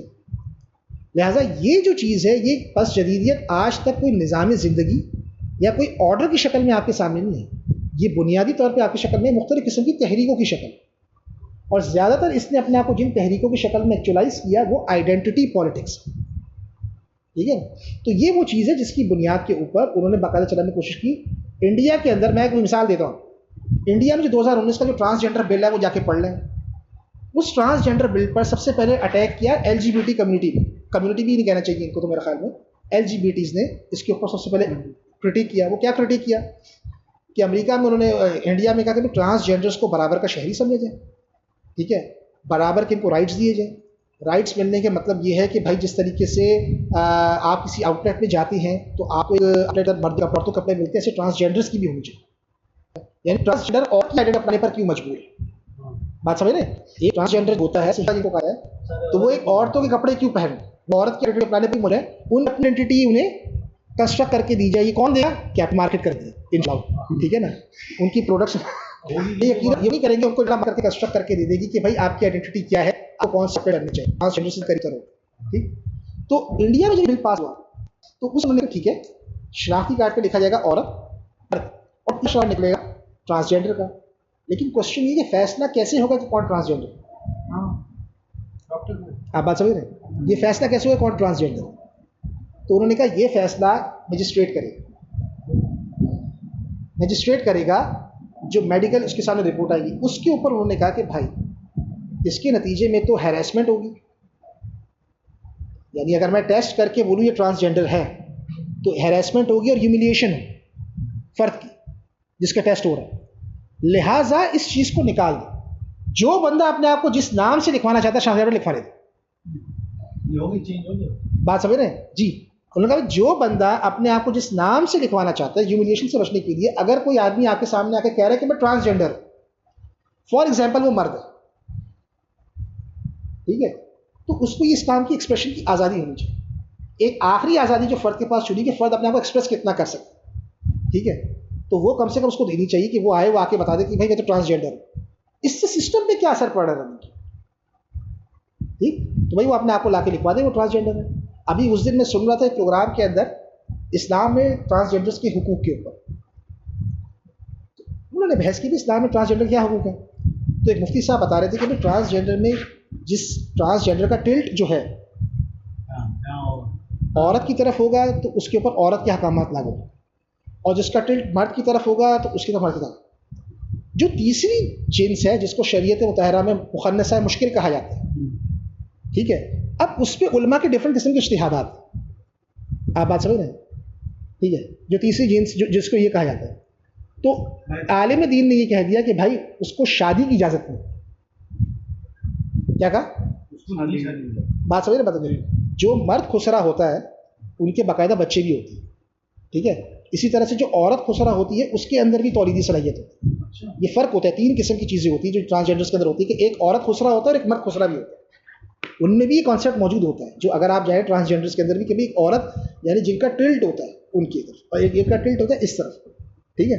جو تیسری جو بیچ کی جو آپ کے سامنے جو چیز ہے جو کہ بہت کم تعداد میں جن کو ہم نیچرلی کہتے ہیں وہ جو ہوتی ہے, تو اس نے کہا کہ بھائی وہ شادی کے حقوق کے معاملے میں, وہ اہل تشیع عالم تھا, ٹھیک ہے, اس نے کہا تھا وہ شادی کے حقوق کے معاملے میں جو ہے اس کو منع کیا جاتا ہے. اس پر اس نے سوال کرنا شروع کر دیا, آپ شادی کا حق ان سے کیسے چھینیں. بات سمجھ رہے ہیں بھائی, ان کی خواہش اگر ہوگی تو کیوں شادی نہ کریں. بھائی کوشچن یہ ہے کہ اگر اس بنیاد پہ چلنا ہے کہ کسی کی ارج کیا ہے, تو اگر کسی کی ارج بچوں پہ نکلتی ہے تو کیا کریں, پھر کیوں پیڈوفائل کے خلاف قوانین بنائیں. اگر فیصلہ نہیں, بالکل ایسے ہیں کہ نہیں یہ لوگ, آپ کے خیال میں جو سیریل ریپسٹ ہوتے ہیں وہ ریپ نہیں کرنا چاہ رہے ہوتے تو ریپ کر رہے ہوتے, ارج نہیں ہوتی ان میں کوئی کسی سے, ٹھیک ہے. اگر بنیاد یہ ہے کہ ارج ہے, یا اگر کسی کی ارج کسی بھی چیز کے اوپر اگر نکلے گی تو آپ یہ بات کہو گے بھائی دین کا بنیادی منہج کیا ہے.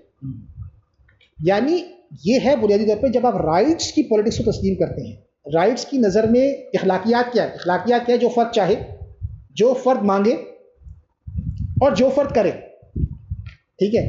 اگر اخلاقیات کی بنیاد یہ ہوگی تو آپ اس میں اسلامی تصور کیسے سمجھائیں گے کسی کو. جب اسلامی علمیت کے کانسیپٹ میں جو کہ حیا پر مشتمل ہے وہاں پر صبر بھی موجود ہوگا, کسی موقع پر نہیں کر سکتے. مثال کے طور پہ ایک سوال کیا گیا کہ ایک نوجوانوں کو کہا گیا نبی کریم صلی اللہ علیہ وسلم کی طرف سے کہ نکاح کر, تو اگر نکاح کی قدرت نہ رکھتا تو کیا کرو, روزے رکھو. کہیں پر کہا گیا کہ اب زنا کر لو. آپ بات سمجھ رہے ہیں بھائی, ارج جو ہوگی, ایک بات سمجھنے کی بات ہے, جو ارج ہوتی ہے وہ تو ہر بندے کے اندر موجود ہوتی ہے. لہٰذا جتنے بھی آپ کے ٹرانسجینڈر کے اوپر جو رائٹس کے اوپر چیز ہوتی ہے, جو ہمارے یہاں جو بحث ہوتی ہے, اسی لیے دیکھیں ہم جب لوگوں سے کہا کرتے تھے کہ شریعت مطہرہ میں جنس کے احکام ہوتے اور جنس سے بننے والے رشتوں کے حقوق ہوتے, جنس کے حقوق نہیں ہوتے ڈائریکٹ, حقوق کس کے ہوتے ہیں؟ رشتوں کے ہوتے ہیں، تعلقات کے ہوتے ہیں. عورت کا حق کیا ہے، ماں کا حق کیا ہے، باپ کا حق کیا ہے، بیٹے کا حق کیا ہے، بیٹی کا حق کیا ہے. جنس کے حقوق نہیں ہوتے، ٹھیک ہے نا. عورت ایز اے عورت، مرد ایز مرد، حقوق نہیں ہوتے. تو یہ بات کسی کی سمجھ میں نہیں آ رہی تھی. اب جب سے پاکستان میں ٹرانسجنڈر کا مسئلہ اٹھا ہے نا، اب یہ کہہ رہے ہیں کہ بھائی ان کے حکامات ہم بیان کریں گے، حقوق بیان نہیں کریں گے. آپ بات سمجھ میں نہیں بات ہے.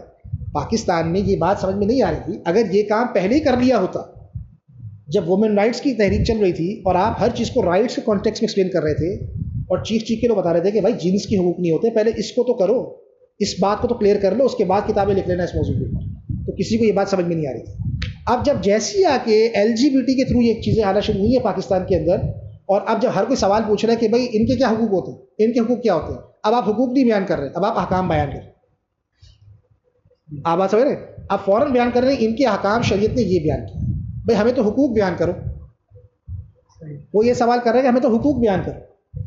تو آپ کو پھر بیان کرنا پڑے، آپ کو پھر چیز بیان کرنا پڑے. جب آپ کسی لینگویج کو اڈاپٹ کرتے ہیں، جب آپ کسی لینگویج کو بورو کرتے ہیں، تو پھر آپ اس کے نتیجے میں آپ کے سامنے یہ مسائل پیدا ہوتے ہیں اور اس کو آپ کو ایکسپلین کرنا پڑتا ہے. ٹھیک ہے نا. مثال کے طور پہ شریعت مطہرہ میں، اسلامی تاریخ میں جتنے بھی حکمرانوں کے خلاف خروج ہوئے ہیں، وہ اس بنیاد پر ہوئے ہیں کہ ہمارے حقوق پورے نہیں کر رہا، یا اس بنیاد پر ہوئے ہیں کہ یہ اپنے فرائض پورے نہیں کر رہا. جو فرائض جو شریعت مطہرہ نے اس کے اوپر رکھے. تو جب آپ وہ لینگویج کو استعمال کرتے ہیں تو اس کے نتیجے میں آپ کے سامنے یہ والے پرابلم آتے چلے جاتے ہیں. دوسری امپورٹنٹ بات یہ کہ جب آپ ٹرانسجنڈر کے مسئلے کو اٹھاتے ہیں، سوال یہ کہ ٹرانسجنڈر کا مسئلہ اتنا بڑا بن کیسے گیا آپ کے کوشچن سمجھنے کو. یعنی کیا ٹرانسجنڈر بھی اسی تعداد میں پیدا ہو رہے ہیں جس تعداد میں عورتیں ہو رہی ہیں؟ میری بات سمجھ میں کیا کہنا چاہ رہا ہوں؟ ایک کوشچن ہے، ایک چیز ایکسیپشنل ہے. میں ابھی ان کی بات نہیں کر رہا جو بن رہے ہیں والنٹیئر. ایک چیز ایکسیپشنل ہے، ٹھیک ہے، اور اس میں یہ سوال کرنا کہ یہ کون فیصلہ کرے گا کہ یہ تو ایک ٹی وی پروگرام میں ایک اینکر کہہ رہے ہیں کہ بھائی یہ کون فیصلہ کرے گا کہ کون ٹرانسجنڈر مرد ہے یا عورت ہے. ٹرانسجنڈر کو خود سے ایکسپریس کرنا چاہیے اپنے آپ. بھائی کوشچن یہ کہ جب ایک آدمی خاندان میں رہتا ہے، ایک ماں بچے کو پالتی ہے، اس کو نہیں پتا ہوگا کہ میرا بچہ کیا ہے. یعنی یہ چیز طے ہو گئی کہ ٹرانسجنڈر انڈیویجول ہوگا، یہ بھی پہلے طے ہو گئی. لبرلزم میں یہ بات بھی طے ہو گئی ہے کہ ٹرانسجنڈر کسی انڈیویجول کا نام ہے. کہ بھائی بنیادی طور پر یہ ہے کہ جب لوگ کسی خاندان میں ہوتے ہیں، جب کسی کی پرورش کسی کلچر میں ہوتی ہے، تو نیگوشیٹ کر رہا ہوتا ہے آپس میں، وہ ڈائلاگ کر رہا ہوتا ہے، انہیں پتا ہوا ہوتا ہے کس چیز کو کیا کرنا ہوتا ہے. تو کیا وہ یہ چاہے گا کہ وہ اس کو اس لیول کے اوپر لے کر آئے، اس لیول کے اوپر سے ایکسپریس کرنے کی کوشش کرے؟ تو بنیادی طور پہ جو مذہبی لوگ ہیں، جو ہمارے ہاں جو ہمارے ہاں علماء وغیرہ ہیں، ان کو سب سے زیادہ یہ ہے کہ اگر ٹرانسجنڈر رائٹس کو اسی طرح کنسیڈر کر لیا جائے جیسا کہ وومن رائٹس، ٹھیک ہے نا، اسی طرح کنسیڈر کر لیا جائے، تو پھر ٹرانسجنڈر بھی اپنے آپ کو ویسے ہی ایکسپریس کرے گا جیسے عورت ایکسپریس کرتی ہے. پھر ایک نیا مسئلہ آپ کے سامنے 5 سال بعد کھڑا ہوگا، ہم جنس پرستی کا. آپ بات سمجھ رہے ہیں؟ بھائی اگر ٹرانسجنڈر کو آپ کہو گے کہ بھائی ٹرانسجنڈر آپ کو ایکسپریس کر سکتا ہے، تو آپ یہ تو نہیں کہو گے ہاں ٹرانسجنڈر کو سارے حقوق دیے مگر یہ پردہ کر کے پبلک پلیسز میں. بات سمجھ رہے؟ آپ جب سمجھ رہے بات کیا پرابلم کنٹراڈکشن کہاں پہ ہو رہا ہے؟ یعنی کہ ٹرانسجنڈر جو ہے وہ اپنے آپ ٹرانسجنڈر کو سارے حقوق ملیں گے، ٹھیک ہے، لیکن ٹرانسجنڈر کے لیے یہ شرط ہونی چاہیے کہ ٹرانسجنڈر پردہ کرتے ہیں. پاکستان کے اندر یہ بات بھی نہیں آپ کر سکتے، یہ تو آپ عورتوں کے لیے نہیں کہہ سکتے اس وقت، ٹھیک ہے. تو جب آپ یہ کہیں گے کہ ٹرانسجنڈر آپ کے یہاں جب آئے گا اور پیریٹریٹ کر جائے گا، تو اس کا یہی خطرہ ہے نا کہ ہومو سیکشولیٹی پھیل سکتی ہے، ورنہ تو کسی کی کوئی دشمنی نہیں. اصل جو بنیادی طور پہ جو مسئلہ آ رہا ہے مذہبی طبقے کی طرف سے، وہ یہ آ رہا ہے کہ بھائی ٹرانسجنڈرس کو ایک خاص قسم کے مقصد کے لیے جو ہے یہاں پر کیا جاتا ہے. اور جتنے بھی تھرڈ ورلڈ کنٹریز ہیں وہاں پر جہاں پر بھی گے رائٹس کا ایشو اٹھایا گیا ہے، وہ اٹھایا ٹرانسجنڈر رائٹس سے.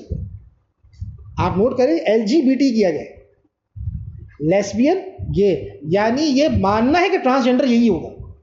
شریف ٹرانسجنڈر آپ کو کبھی نہیں ملے گا. آپ بات سمجھ رہے ہیں؟ یعنی LGBT جس کو آپ کہہ رہے ہیں لیسبین، گے، بائی سیکسوئل اور ٹرانسجنڈر، انہی کے کانٹیکس میں آپ چیزوں کو موومنٹ کو ایکسپلین کر رہے ہیں. ٹرانسجنڈر اس سے ہٹ کے کوئی کیٹیگری نہیں ہو سکتا، ٹھیک ہے.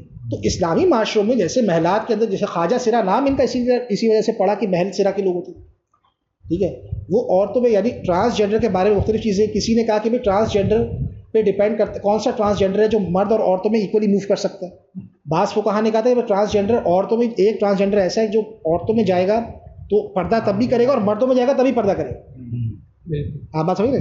اگر کوئی مخنث ہو تو بنیادی طور پہ اس کے شریعت کے احکامات ہوتے ہیں. تو جب آپ اپنے پیراڈائم کو چھوڑتے ہیں اور جب آپ رائٹس کی پولیٹکس میں آتے ہیں تو پھر آپ کے سامنے جب آپ جنس کی بنیاد پر حقوق کو بیان کر رہے ہیں اور آپ نے عورت کو ٹوٹل ڈیفائن کیا جنس کی بنیاد پر, ٹھیک ہے, اس پوری فیمنسٹ جو موومنٹ ہے اس کو آپ نے انٹرنلائز کیا, تو اب ایک نیا مسئلہ آپ کے سامنے آ کے کھڑا ہو گیا, ٹرانسجینڈرزم ان اسلام. اب آپ اس کو پیور سٹیزن شپ اسی بنیاد پہ رائٹس دے. اب یہاں پر آتے ہوئے آپ کے جو پر اس لیے جل رہے ہیں کہ یار اگر ہم نے یہ رائٹس دے دیے تو یہ ایک بہت بڑی برائی کی طرف جا سکتی ہے, یعنی عورت کی بے پردگی تو ہیٹرو سیکشولیٹی زنا کی طرف لے کر جائے گی, ٹھیک ہے, بے حیائی, یہ معاملہ تو ہومو سیکشولیٹی کی طرف لے کر چلا جائے گا.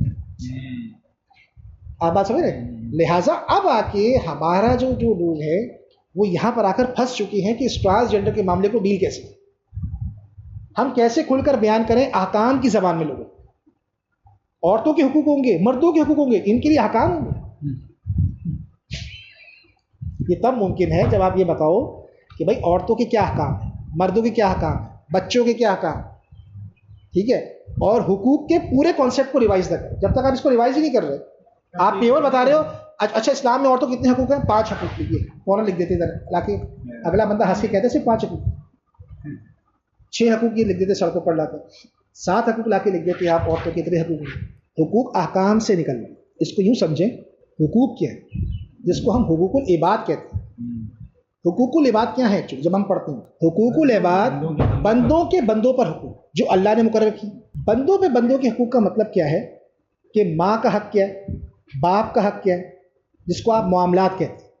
حقوق العباد ریاست اور فرد کے درمیان ریلیشن شپ ڈیفائن نہیں کر رہا. ہیومن رائٹس کا جو پیور کانسیپٹ آیا ہے وہ اسٹیٹ اور سٹیزن کے درمیان ریلیشن شپ سے ہے. اسی لیے ہنا آرینڈ کہتی ہے کہ جن کو آپ ہیومن رائٹس کہتے ہیں یہ they are citizenship rights. Actually یہ سٹیزن شپ رائٹس ہیں. سٹیزن شپ کے بغیر کس کو کتنے ہیومن رائٹس ملتے ہیں, یہ ہے سر بنیادی کوشچن. حقوق العباد کو جب آپ کہتے ہیں نا کہ یہ ہیومن رائٹس ہیں تو ایکچولی آپ یہ بتانا چاہ رہے ہیں کہ حقوق العباد سٹیزن اور اسٹیٹ کے درمیان جو بالکل ایلین ہے اسلام. حقوق العباد بنیادی طور پہ بندوں کے بندوں پر حقوق ہیں, کسی امپرسنل اینٹی کے بندوں پہ حقوق نہیں ہے. اب آپ بات ہوئی, یعنی آسان لفظوں میں سمجھیے کہ شرع اسلامی میں جو تعلقات بنتے ہیں, شرع اسلامی کا بنیادی مقصد تعلقات کے درمیان آپ کو ذمہ دار بنانا ہے اور اس ذمہ داری کی بنیاد پر خدا کے سامنے جواب دہ بنانا. یعنی میں رسپانسبل ہوں ان رشتوں میں جن میں آپ پیدا ہوں, جن کی رسپانسبل شرع اسلامی نے آپ کو رکھی, اور اس رسپانسبلٹی کی بنیاد پہ آپ آنسریبل کس کو, آپ ریلیشن شپس کو آنسریبل نہیں ہے, پھر وہ آپ خدا کو آنسریبل. آپ بات سمجھے؟ بالکل. حقوق العباد کی جو مین چیز آ رہی ہے وہ یہ آ رہی ہے, ہیومن رائٹس کا جو کانسیپٹ ہوتا ہے یہ 3 چیزوں کی پری سپوزیشن کے بغیر ممکن ہی نہیں ہے. پہلی آئیڈیا آف اسٹیٹ, دوسری آئیڈیا آف سٹیزن, تیسری آئیڈیا آف ایبسٹریکٹ انڈیویجول. اگر یہ 3 چیزیں آپ اکھاڑ کے نہیں نکال سکتے تو آپ کہیں سے ہیومن رائٹ ثابت نہیں کر سکتے. ٹھیک ہے, یہ اس کی آنٹولوجیکل بنیاد ہے. Idea of citizen, idea of state, idea of abstract individual. یہ 3 چیزیں آپ کو ڈھونڈنی پڑیں گی ہیومن رائٹس کو ایکسپلین کرنے کی, اگر آپ ہیومن رائٹس کے کانٹیکس کے اندر جانا چاہتے ہیں. تو حقوق انسانی کا اس سے بالکل ڈفرینٹ قسم کا کانسیپٹ موجود ہے. تو شریعت میں جو حقوق ہوتے ہیں وہ بنیادی طور پہ کسی جب رشتہ بنتا ہے تو اس کے ساتھ ایک خاص حقوق ہوتے ہیں. جنس کے حساب سے شرع اسلامی کے احکامات ہوتے ہیں. مثال کے طور پہ مرد زیور نہیں پہن سکتا, عورت پہن سکتی ہے. ٹھیک ہے, اگر میں اس کو اسی عورت زیور پہن سکتی ہے, مرد زیور نہیں پہنتا, یہ کیا ہے, یہ حکم ہے یا حقوق ہے؟ حکم ہے نا. عورت زیور پہن سکتی ہے, مرد نہیں پہن سکتا. تھوڑی دیر کے لیے آپ ایسا کر لیں کہ آپ اس کو گھما دیں بات کو, اور میں اس کو تبدیل کرتا ہوں حقوق کی لینگویج میں. عورت کا حق ہے زیور پہننا, مرد کا حق نہیں ہے زیور پہننا. تو یہ سوال فالو اٹھے گا کہ میرا حق کیوں نہیں ہے زیور پہننا. ہاں بالکل, جسٹیفیکیشن سمجھ رہے ہیں بات, سمجھ رہے ہیں؟ جب آپ احکام کے کانسیپٹ میں دیکھتے ہیں, مثلا اگر ایک مرد نماز پڑھ رہا ہے امام کے پیچھے اور امام نے غلطی کر دی تو لقمہ دے. عورت کے لیے بھی حکم ہے, وہ ہاتھ مارے. یہ کیا ہے؟ احکام ہے, حقوق ہے.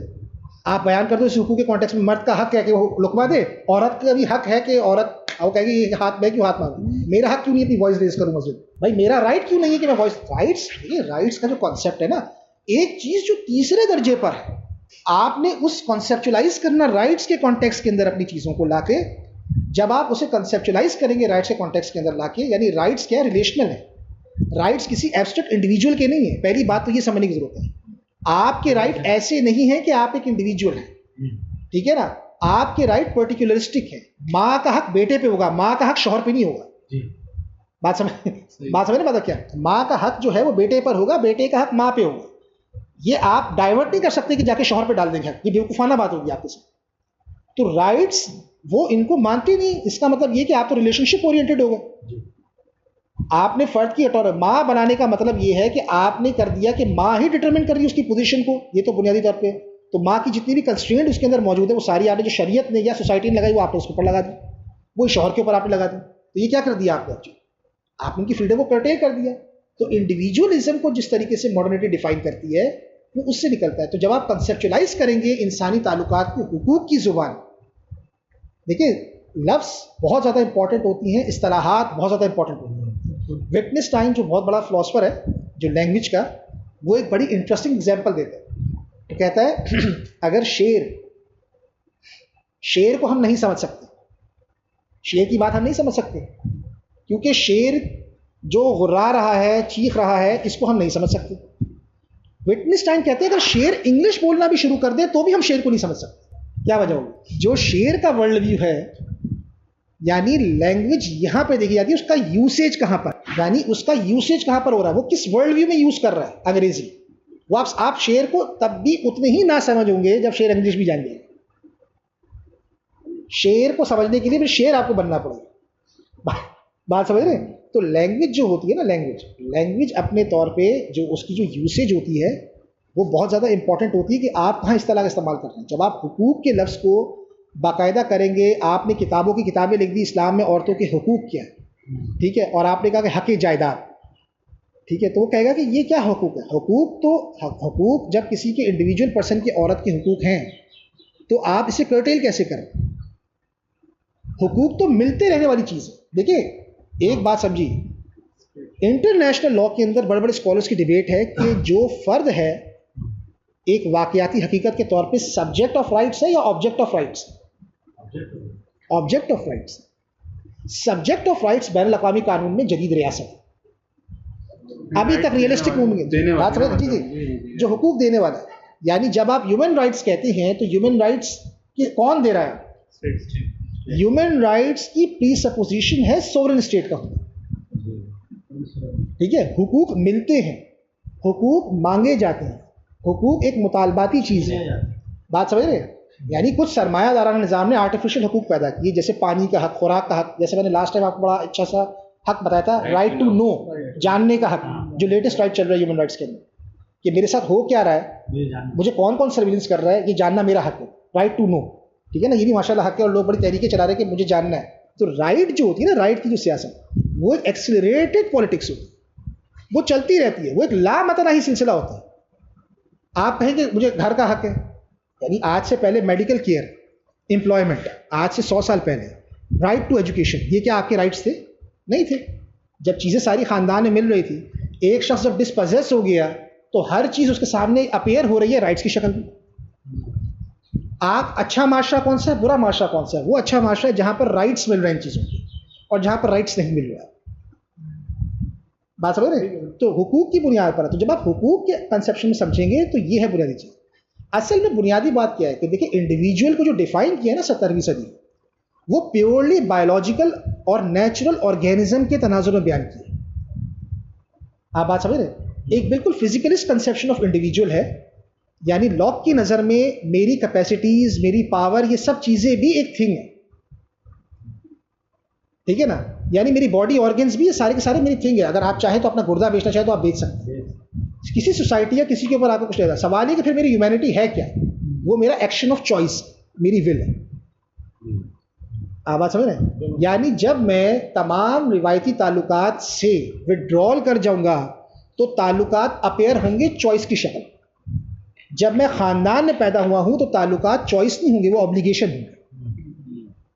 سمجھ رہے مطلب کیا؟ جب میں خاندان میں پیدا ہوا ہوں تو یہ تعلقات میرے لیے obligation کی حیثیت رکھتے ہیں, یہ چوائس نہیں ہے, ٹھیک ہے نا. ان کو چھوڑنا نہ کرنا یہ میں ایک obligation کے طور پہ اپنا رہا ہوں, یہ سارے میرے اوپر چوائس نہیں ہوتے.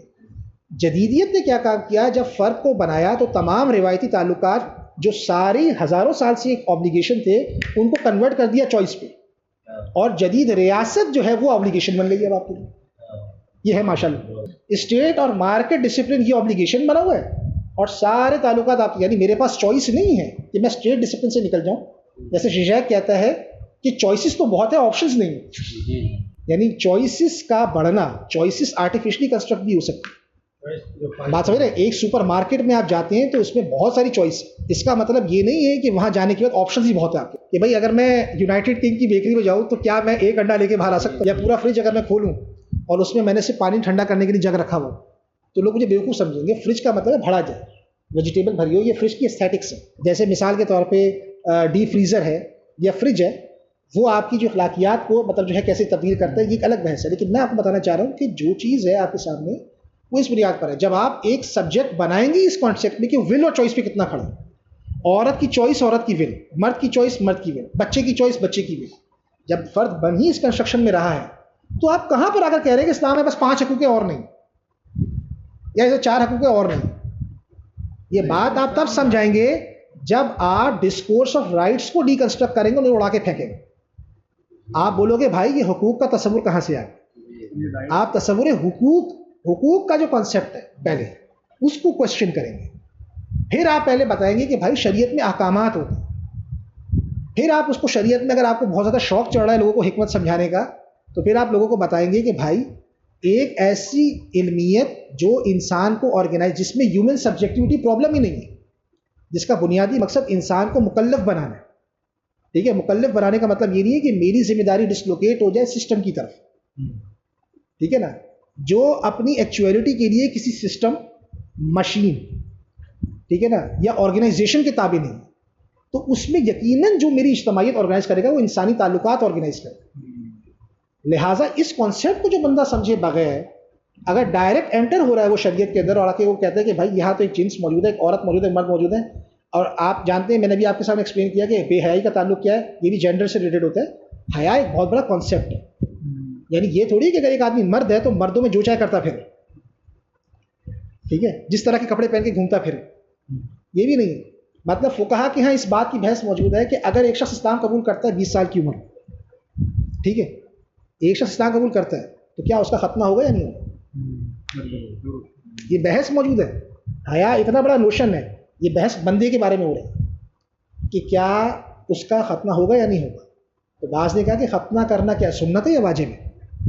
تو بعض نے کہا کہ ختنہ کرنا تو سنت ہے اور ستر ڈھانپنا کیا ہے، واجب ہے، تو ختنہ نہیں ہوگا. بعض کا یہ بھی قول ہے. اب بول دو کہ یہ کیا ہے، کیا بیوقوفانہ بات چل رہی ہے کہ یہ عورت سے کوئی تعلق ہو رہا ہے. بھائی یہ حیا ایک پوری چیز ہے، چھپانا، چیزوں کو پوشیدگی میں رکھنا. جدیدیت میں جو فوکو نے کانسیپٹ دیا تھا نا بایو پالیٹکس میں، وہ یہ کہ ہر چیز ویزیبلٹی میں ہے. اسٹیٹ کی پاور کے ساتھ ہر چیز ویزیبلٹی میں ہے. اور استعمار کو سب سے بڑا پرابلم بھی یہی تھا کہ عورت کے بارے میں، تو برنارڈ لوئس وغیرہ لکھتا ہے کہ 19ویں صدی میں جتنے بھی یہ آپ کے سامنے جو یورپین ٹریولرز تھے جب وہ آتے تھے تو انہیں سب سے تکلیف اس بات پہ ہوتی تھی کہ عورت کو وہ اسی لیے بہت زیادہ وہ کرتے تھے کہ عورت ہمارے سامنے ویزیبل نہیں. آپ بات سمجھ رہے ہیں؟ انویزیبلٹی کیوں؟ لہٰذا آپ نوٹ کریں، اگر عورت اسلامی تاریخ میں آپ کو آج کے کانٹیکسٹ کے اندر پبلک لائف میں انویزیبل نظر آ رہی تو آپ کے یہاں کوئی عورت کے حقوق نہیں تھے. آپ ثابت کریں. لہٰذا ہمارے یہاں سارے مفکرین نے کتابیں لکھ کہ عورت کہاں کتنی ویزیبل تھی. مدینے کے سارے بازار عورت چلاتی تھی. ایک کتاب آئی ہے، بتا رہا ہوں آپ کو، مدینے کی پوری مارکیٹ جو چلاتی تھی. آپ نے لسٹ پیش کی، عورت کیا ویزیبل تھی عورت کو پبلک لائف میں ثابت کیا جائے. جب پبلک پرائیویٹ کیٹیگری آپ نے پیدا کی اور حقوق کی اصل بنیاد پبلک لائف کے اندر اپیئرنس ہے، پبلک میں آپ کتنے زیادہ پاورفل ہیں، پبلک میں آپ کے پاس کیا کچھ موجود ہیں. جینڈر ایکویلٹی کا مطلب کیا ہے؟ تو اس کا سمپل مطلب یہ ہوا کہ اب آپ کو ہسٹری کو بھی اسی بنیاد پہ کنسٹرکٹ کرنا ہے. آپ کو ثابت کرنا ہے کہ اسلامی تاریخ میں اگر حقوق تھے تو مطلب کیا ہے. حقوق یہ تھا کہ شوہر بیوی کے ساتھ کتنا اچھا سلوک کرتا ہے. حقوق یہ ہیں کہ عورت پبلک لائف میں کتنی تھی، یہ ثابت کر، اس پر کتابیں لکھ. تو لوگوں نے کتابیں لکھنا شروع کی، اتنے ثابت کیا بھی عورت پبلک لائف میں، یہ ثابت کیا عورت پبلک لائف میں کتنی تھی. عورت کو یہ، کیونکہ اگر آپ نے یہ کہہ دیا کہ عورت انویزیبل تھی کسی معاملے میں، تو ایکچولی یہ ہے کہ عورت تھی نہیں، عورت کی کوئی حیثیت نہیں تھی. میں نے آپ کو بتایا نا کہ ہم جب ترکی میں کانفرنس سے گئے تھے تو ادھر حامد داباشی جو تھا وہ کھلیا وہ شیعہ تھا، ایرانین اسٹڈیز کا اسکالر تھا. وہ کھلے عام یہ کہہ رہا تھا ادھر بیٹھ کر کہ بھائی میں شیعہ ہوں اور میں بہت زیادہ کرٹیک کرتا ہوں اہل سنت کی جو اسٹیم کے اوپر، لیکن حضرت عائشہ کو میں بڑا آئیڈلائز کرتا ہوں کہ وہ پبلک میں ہے، جنگ جمل شیعہ ہے، ٹھیک ہے. حضرت عائشہ کے بارے میں کہہ رہا ہے کہ وہ چونکہ پبلک میں، وہ جنگ جمل میں، بات سمجھ رہے ہیں وہ کہ ہاں حضرت فاطمہ میں بھی حضرت ابوبکر سے خطبہ جو فتق دیا، خطبہ فتق جو اہل تشیع حضرات کی انٹرپریٹیشن ہے وہ پبلک میں ہے. بی بی زینب وہ پبلک میں ہے. تو اگر عورت گھر میں بیٹھی ہے اور کہیں پر بھی انویزیبلٹی آ رہی ہے، اب حیا کا پورا کانسیپٹ انویزیبلٹی سے. اچھا یہاں ایک بات ذرا سمجھنے کی ضرورت ہے کہ جب لبرلزم کسی معاشرے میں پینیٹریٹ کرتا ہے اور جب کسی معاشرے کے انٹرنل کانٹراڈکشنز بتاتا ہے تو اس میں سب سے پہلا حملہ کرتا ہے جس کو ہم کہتے ہیں اوکیجنل لیپسز پر. اوکیجنل لیپسز کیا ہوتا ہے؟ کبھی کبھی جو اوکیجنل لیپسز مطلب ہے کہ اگر آپ کے سامنے آج آپ نے خبر پڑی کہ باپ نے بیٹی کے ساتھ زنا کر دیا، تو کیا اب باپ اور اس زنا کے کیس پر باپ اور بیٹی کے پورے ریلیشن شپ کو ریڈیفائن کیا جائے؟ آپ بات سمجھ میں کیا کہنا چاہ رہے ہیں؟ ٹھیک ہے. کیا اس بنیاد پر باپ اور بیٹی کے پورے مثلا اوکیجنل لیپسز کا مطلب کیا ہے کہ آپ گئے فن لینڈ میں اور آپ نے دیکھا کہ 20 سال کا جو نوجوان ہے نا اپنی دادی کو کندھے پہ اٹھا کے بازار میں سودا لے کے جا رہا ہے اور رات کو روزانہ دادی کے پیروں کی مالش کرتا ہے، دباتا رہتا ہے. دادی اس کو پانی منگواتی، دادی سو جاتی تو رات بھر کھڑا رہتا ہے. اور پھر یہ بات ہمارے بھائی جو ہے یہ فن لینڈ سے آئے اور انہوں نے آ کے ہمیں بتایا کہ بھائی وہاں تو تم لوگ ایسی جھوٹ بولتے ہو تو بکواس کرتے ہو وہاں ماں باپ کے حق میں. میں دیکھ کے گورا میرے برابر میں ہی کر رہا تھا. تو کیا یہ بات ان کی صحیح ہوگی یا غلط ہوگی؟ لیکن اگر یہ بات اگر اپنے کراچی میں کسی محلے کی بات بتائیں کہ بھائی میں نے دیکھا ہے کہ یار ایک شخص جو ہے 4 جوان بیٹے ہیں، ان کی بوڑھی ماں ان سے ناراض ہو گئی، وہ چاروں جو ہے وہ رو رہے تھے اور معافیا مانگ رہے تھے، حالانکہ وہ مال میں بھی زیادہ ہے، پیسے بھی ان کے پاس بہت ہے، لیکن ماں ناراض ہو گئی تو ان کی حالت خراب ہو گئی. تو ہم سب مان لیں گے کہ یار یہ چیز ہو سکتی ہے. کیوں؟ کہیں پر بھی اوکیجنل لیپسز ہو. مثال کے طور پہ آپ نے دیکھا کہ مدرسے کے مفتی کو غلط کام میں کر رہا ہو پکڑا گیا، یعنی جس وقت وہ جب پینیٹریشن کرتے ہیں آئیڈیالوجی کی تو وہ یہ بتاتے ہیں جب لبرلزم کہیں پہ پینیٹریٹ کر رہا ہوتا ہے، چونکہ جدیدیت نت سے ظاہر داری میں لانے کا نام ہے، لہٰذا وہ پہلا اٹیک کیا کرتے ہیں، وہ کہتے ہیں یار ہومو سیکشولیٹی کے بارے میں یہ کام تو ہر جگہ ہو رہا ہے، ہم کس غلط چیز کی بات کر رہے ہیں؟ دیکھو یہاں پہ پرسوں کیس آیا، وہاں پر کیس آیا، وہاں پر کیس آیا. بھائی اگر پورا معاشرہ بھی کر رہا ہے اور معاشرہ اس کام کو اعلانیہ برائی سمجھتا ہے تو برائی سمجھ رہے ہیں نا اس کو. آپ کیا چاہ رہے ہو سے لوگ برائی نہ سمجھیں؟ آپ کا بنیادی مطلب کیا ہے؟ آپ کا یہ کام ہے کہ اس کو برائی نہ سمجھا جائے. ایک چیز کے اوپر آپ کہو گے کہ بھائی جس کو لہٰذا اس کے لیے وہ جو ٹرم یوز کرتے ہیں کہتے ہیں یہ تو منافقت ہے. یہ کیا ہے؟ یہ تو منافقت ہے. اب سب سے بڑی چیز یہ ہے کہ منافقت میں اور تضادات میں زمین آسمان کا فرق ہے. وہ اس میں فرق نہیں کر رہے، یہ منافقت نہیں ہے، یہ اس کی شخصیت کا تضاد ہے. ہم میں سے بہت سارے لوگ زبانی طور پہ کئی چیزوں کو منع کر رہے ہوتے ہیں لیکن ہم کر بھی رہے ہوتے ہیں، تو ہم سب منافق نہیں ہو جاتے. یہ ہماری ٹیچنگز، ہماری شخصیت، ہمارے اعمال کا تضاد ہو سکتا ہے. اعمال کا تضاد کسی مذہبی آدمی بھی ہو سکتا ہے. یہ بات آپ ذہن میں رکھیں. میں ڈیفینڈ نہیں کر رہا کسی کو، بھائی اسے سزا ملے گی جو بھی اس کی سزا ہو. میں یہ بتانا چاہ رہا ہوں کہ اس کو یہ سمجھنا کہ بھائی پبلک میں لایا جائے، پبلک میں اس کو ایکسپریشن کرنا کیوں؟ آپ دیکھیں نا ساری تکلیف اس بات پر ہے ہمیں پبلک ایکسپریشن سے منع کیوں کر دیا. یہ پبلک میں ایکسپریشن کرنے میں کو کیا تکلیف؟ اسلامی معاشرے میں رول آف لا ہوا کرتا تھا اور تمام لوگوں پہ ایکولی لا امپلیمنٹ ہوتا تھا. ویسٹ نے یہ کانسیپٹ ہم سے لیا. تو آپ بولیں گے کہ ایک فصیح صاحب اس کی کیا دلیل ہے؟ دیکھو نبی کریم صلی اللہ علیہ وسلم نے شاید فرمایا اگر میری بیٹی فاطمہ بھی چوری کرے گی تو میں اس کے ہاتھ کاٹ دوں. تو اس کا مطلب رول آف لا تھا اور لا کی امپلیمنٹیشن سب پر ایکولی ہوگی. آرگیومنٹ ہے کہ نہیں؟ پورا ہو گیا میرا آرگیومنٹ. کوشچن یہ کہ نبی کریم صلی اللہ علیہ وسلم کی جو روایت ہے یہ مساوات کے کانٹیکس میں بیان کی گئی ہے یا حدود اللہ کی حرمت یا اس کا روب بیان کرنی ہے؟ بیان یہ ہو رہا ہے کہ حدود اللہ کیا ہے کہ میں اسے معطل نہیں کر سکتا. میری بیٹی بھی کرے گی تو حدود اللہ معطل نہیں ہو. ایک چیز 1300 سال تک انٹرپریٹ ہو رہی ہے حدود اللہ کی کس میں؟ حرمت، اس کے روب پہ کہ اس کا کیا روب ہے کہ میں اللہ کا پیغمبر بھی اس کو نہیں معطل کر سکتا. حدود اللہ وہ ہے. 20th سینچری میں آ کے ڈیپینڈ ہو رہا ہے ایکویلٹی آف لا کے کانٹیکس. اسے کہتے ہیں ری انٹرپریٹیشن. چیزوں کی جو انٹرپریٹیشن چلی. مثال کے طور پہ حضرت فاطمہ جو ہیں، نبی کریم صلی اللہ علیہ وسلم نے حضرت فاطمہ رضی اللہ تعالیٰ عنہ کو اوپر سوکن نہیں آئی، حضرت علی کو دوسری شادی کرنے سے منع کر دی. تو کئی فیمنسٹ نے کہا یہ کیا بات ہے، پیغمبر نے اپنی بیٹی پہ سوکن نہیں آنے دی. فیمنسٹ کہہ رہے ہیں نا، آپ ذرا سنیں تو صحیح کیا بولیں. اب اس سوال کا بھائی پیغمبر اپنی بیٹی پہ تو سوکن نہیں آنے دے رہے اور دوسروں کی بیٹی پہ سوکن ہے. اب اس سوال کا جواب کب ممکن ہوگا؟ جب آپ حفظ مراتب کو مانتے ہیں. اس سوال کا جواب تب ممکن ہوگا کہ جب آپ بتائیں گے کہ حضرت فاطمہ تو زہرا رضی اللہ تعالیٰ کے جو بہت سارے خصائص تھے ان میں سے ایک خصوصیت یہ بھی تھی کہ آنکھ کی سوکن نہیں ہے. یہ خصائص میں شامل ہے. خصائص کو بیان کرنے کے لیے آپ کو بیان کرنا پڑے گا. جیسے پیغمبر کی خصائص میں سے ہے کہ پیغمبر کے اوپر تہجد تھی, ہم پر فرض ہے. یہ بات تب سمجھ جائے گی جب آپ حفظ مراتب کو مانتے ہو. جو بندہ حفظ مراتب کو نہیں مانتا اور اس نے کہا کہ آئے ہم ذرا پیغمبر کی سیرت کا جائزہ لیں اور میں ثابت کروں نیپولین اور تمام بڑے بڑے گاندھی کے مقابلے میں پیغمبر کو ثابت کروں, یعنی پیغمبر کو میں پہلے ہسٹری کے اندر لے کر اور پھر میں ان کو پیور اینتھروپولوجی کی بنیادوں پہ ثابت کروں. جب آپ یہ کرنے کی کوشش کریں گے آپ کو یہ دیکھیں, عشائرہ جو تھے نا, عشائرہ ان کا بنیادی طور پر یہی اعتراض ہوتا تھا. اشری جو سسٹم تھا نا, اشری سسٹم تو نہیں لفظ کہنا چاہیے, اشری جو علمیت تھی وہ یہ کرتے تھے. وہ کہتے تھے بھائی پرابلم یہ نہیں بتانی آپ کو, یعنی آپ کو عقل سے یہ نہیں بتانا کہ پیغمبر جو تھے اس کے مقابلے میں کیسے تھے. آپ بتانا کہ پیغمبر اس کا مقابلہ کیوں نہیں ہو سکتا, اس کی عقلی دلیل. پیغمبر کو ہسٹری کے اندر لا کر کیوں جائزہ لینا ہے, عقلی دلیل اس کی ہونی چاہیے. پیغمبر کو اگر جائزہ میں نے لینا ہے تو عقلی دلیل اس کی ہونی چاہیے. ریزن میرا کہاں پر کام کرے گا, مجھے اس کی پہلے اپنی لمیٹیشنز پتہ ہونی چاہیے کہ مجھے کہاں پر کیا بات کرنی ہے.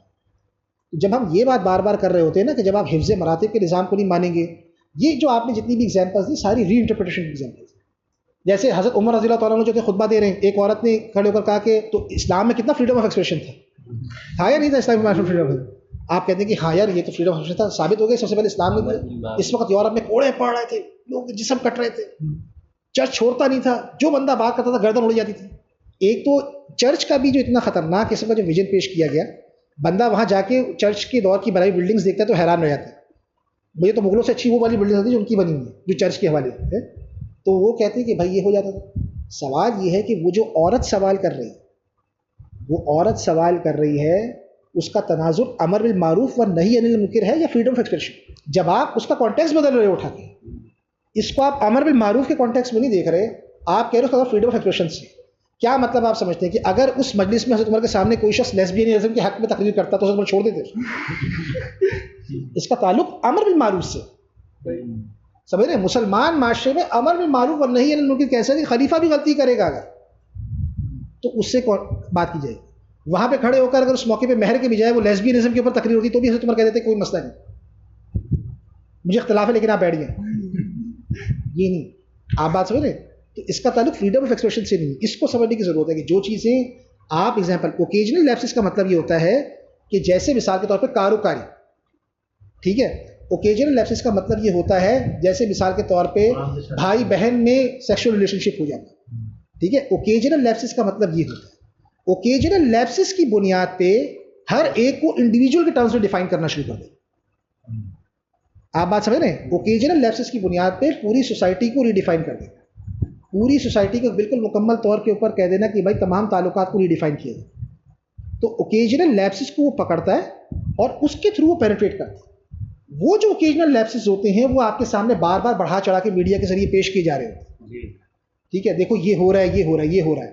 یعنی ایک طرف کلچر اپنا جو کامن گڈ ہے وہ کھو چکا ہے, کامن سینس آف گڈ ختم ہو چکا ہے. روایتی کلچر جس بنیاد کے اوپر قائم تھا, جو اس کی اسٹیبلٹی تھی, وہ کھو چکا ہے. ویسی اسٹیٹ اور مارکیٹ کلچر کو ختم کر رہے ہیں, ٹھیک ہے. تو کلچر کے اوپر آدھی برائی اس وجہ سے آ رہی ہے کلچر خود اسٹیبل نہیں ہے, اور دوسری طرف انہی برائیوں کو بنیاد بنا کر ایک ایلین آئیڈیالوجی آپ میں پینیٹریٹ کی جا رہی ہے. یہ ہوتا ہے ڈینجرس بنا. باطل پوری دنیا کے مسلمانوں کے نظریات و عقائد اور اقدار پر حملہ آور ہے, جس کی وجہ سے مسلم معاشروں میں عوامی رائے راہ حق سے متزلزل ہو چکی ہے. سیکولرزم, لبرلزم, ایتھیزم اور دیگر بہت سے نظریات عالمی قوتیں بن چکے ہیں. Shaoor institute and media network درد دل رکھنے والے مسلمانوں کو دعوت دیتا ہے کہ ہم سب مل کر اور اپنی صلاحیتوں کو بروئے کار لاتے ہوئے کفر کے سیلاب کے سامنے ایک بڑا بند باندھنے میں اپنا کردار ادا کریں. ضرور سبسکرائب کیجیے.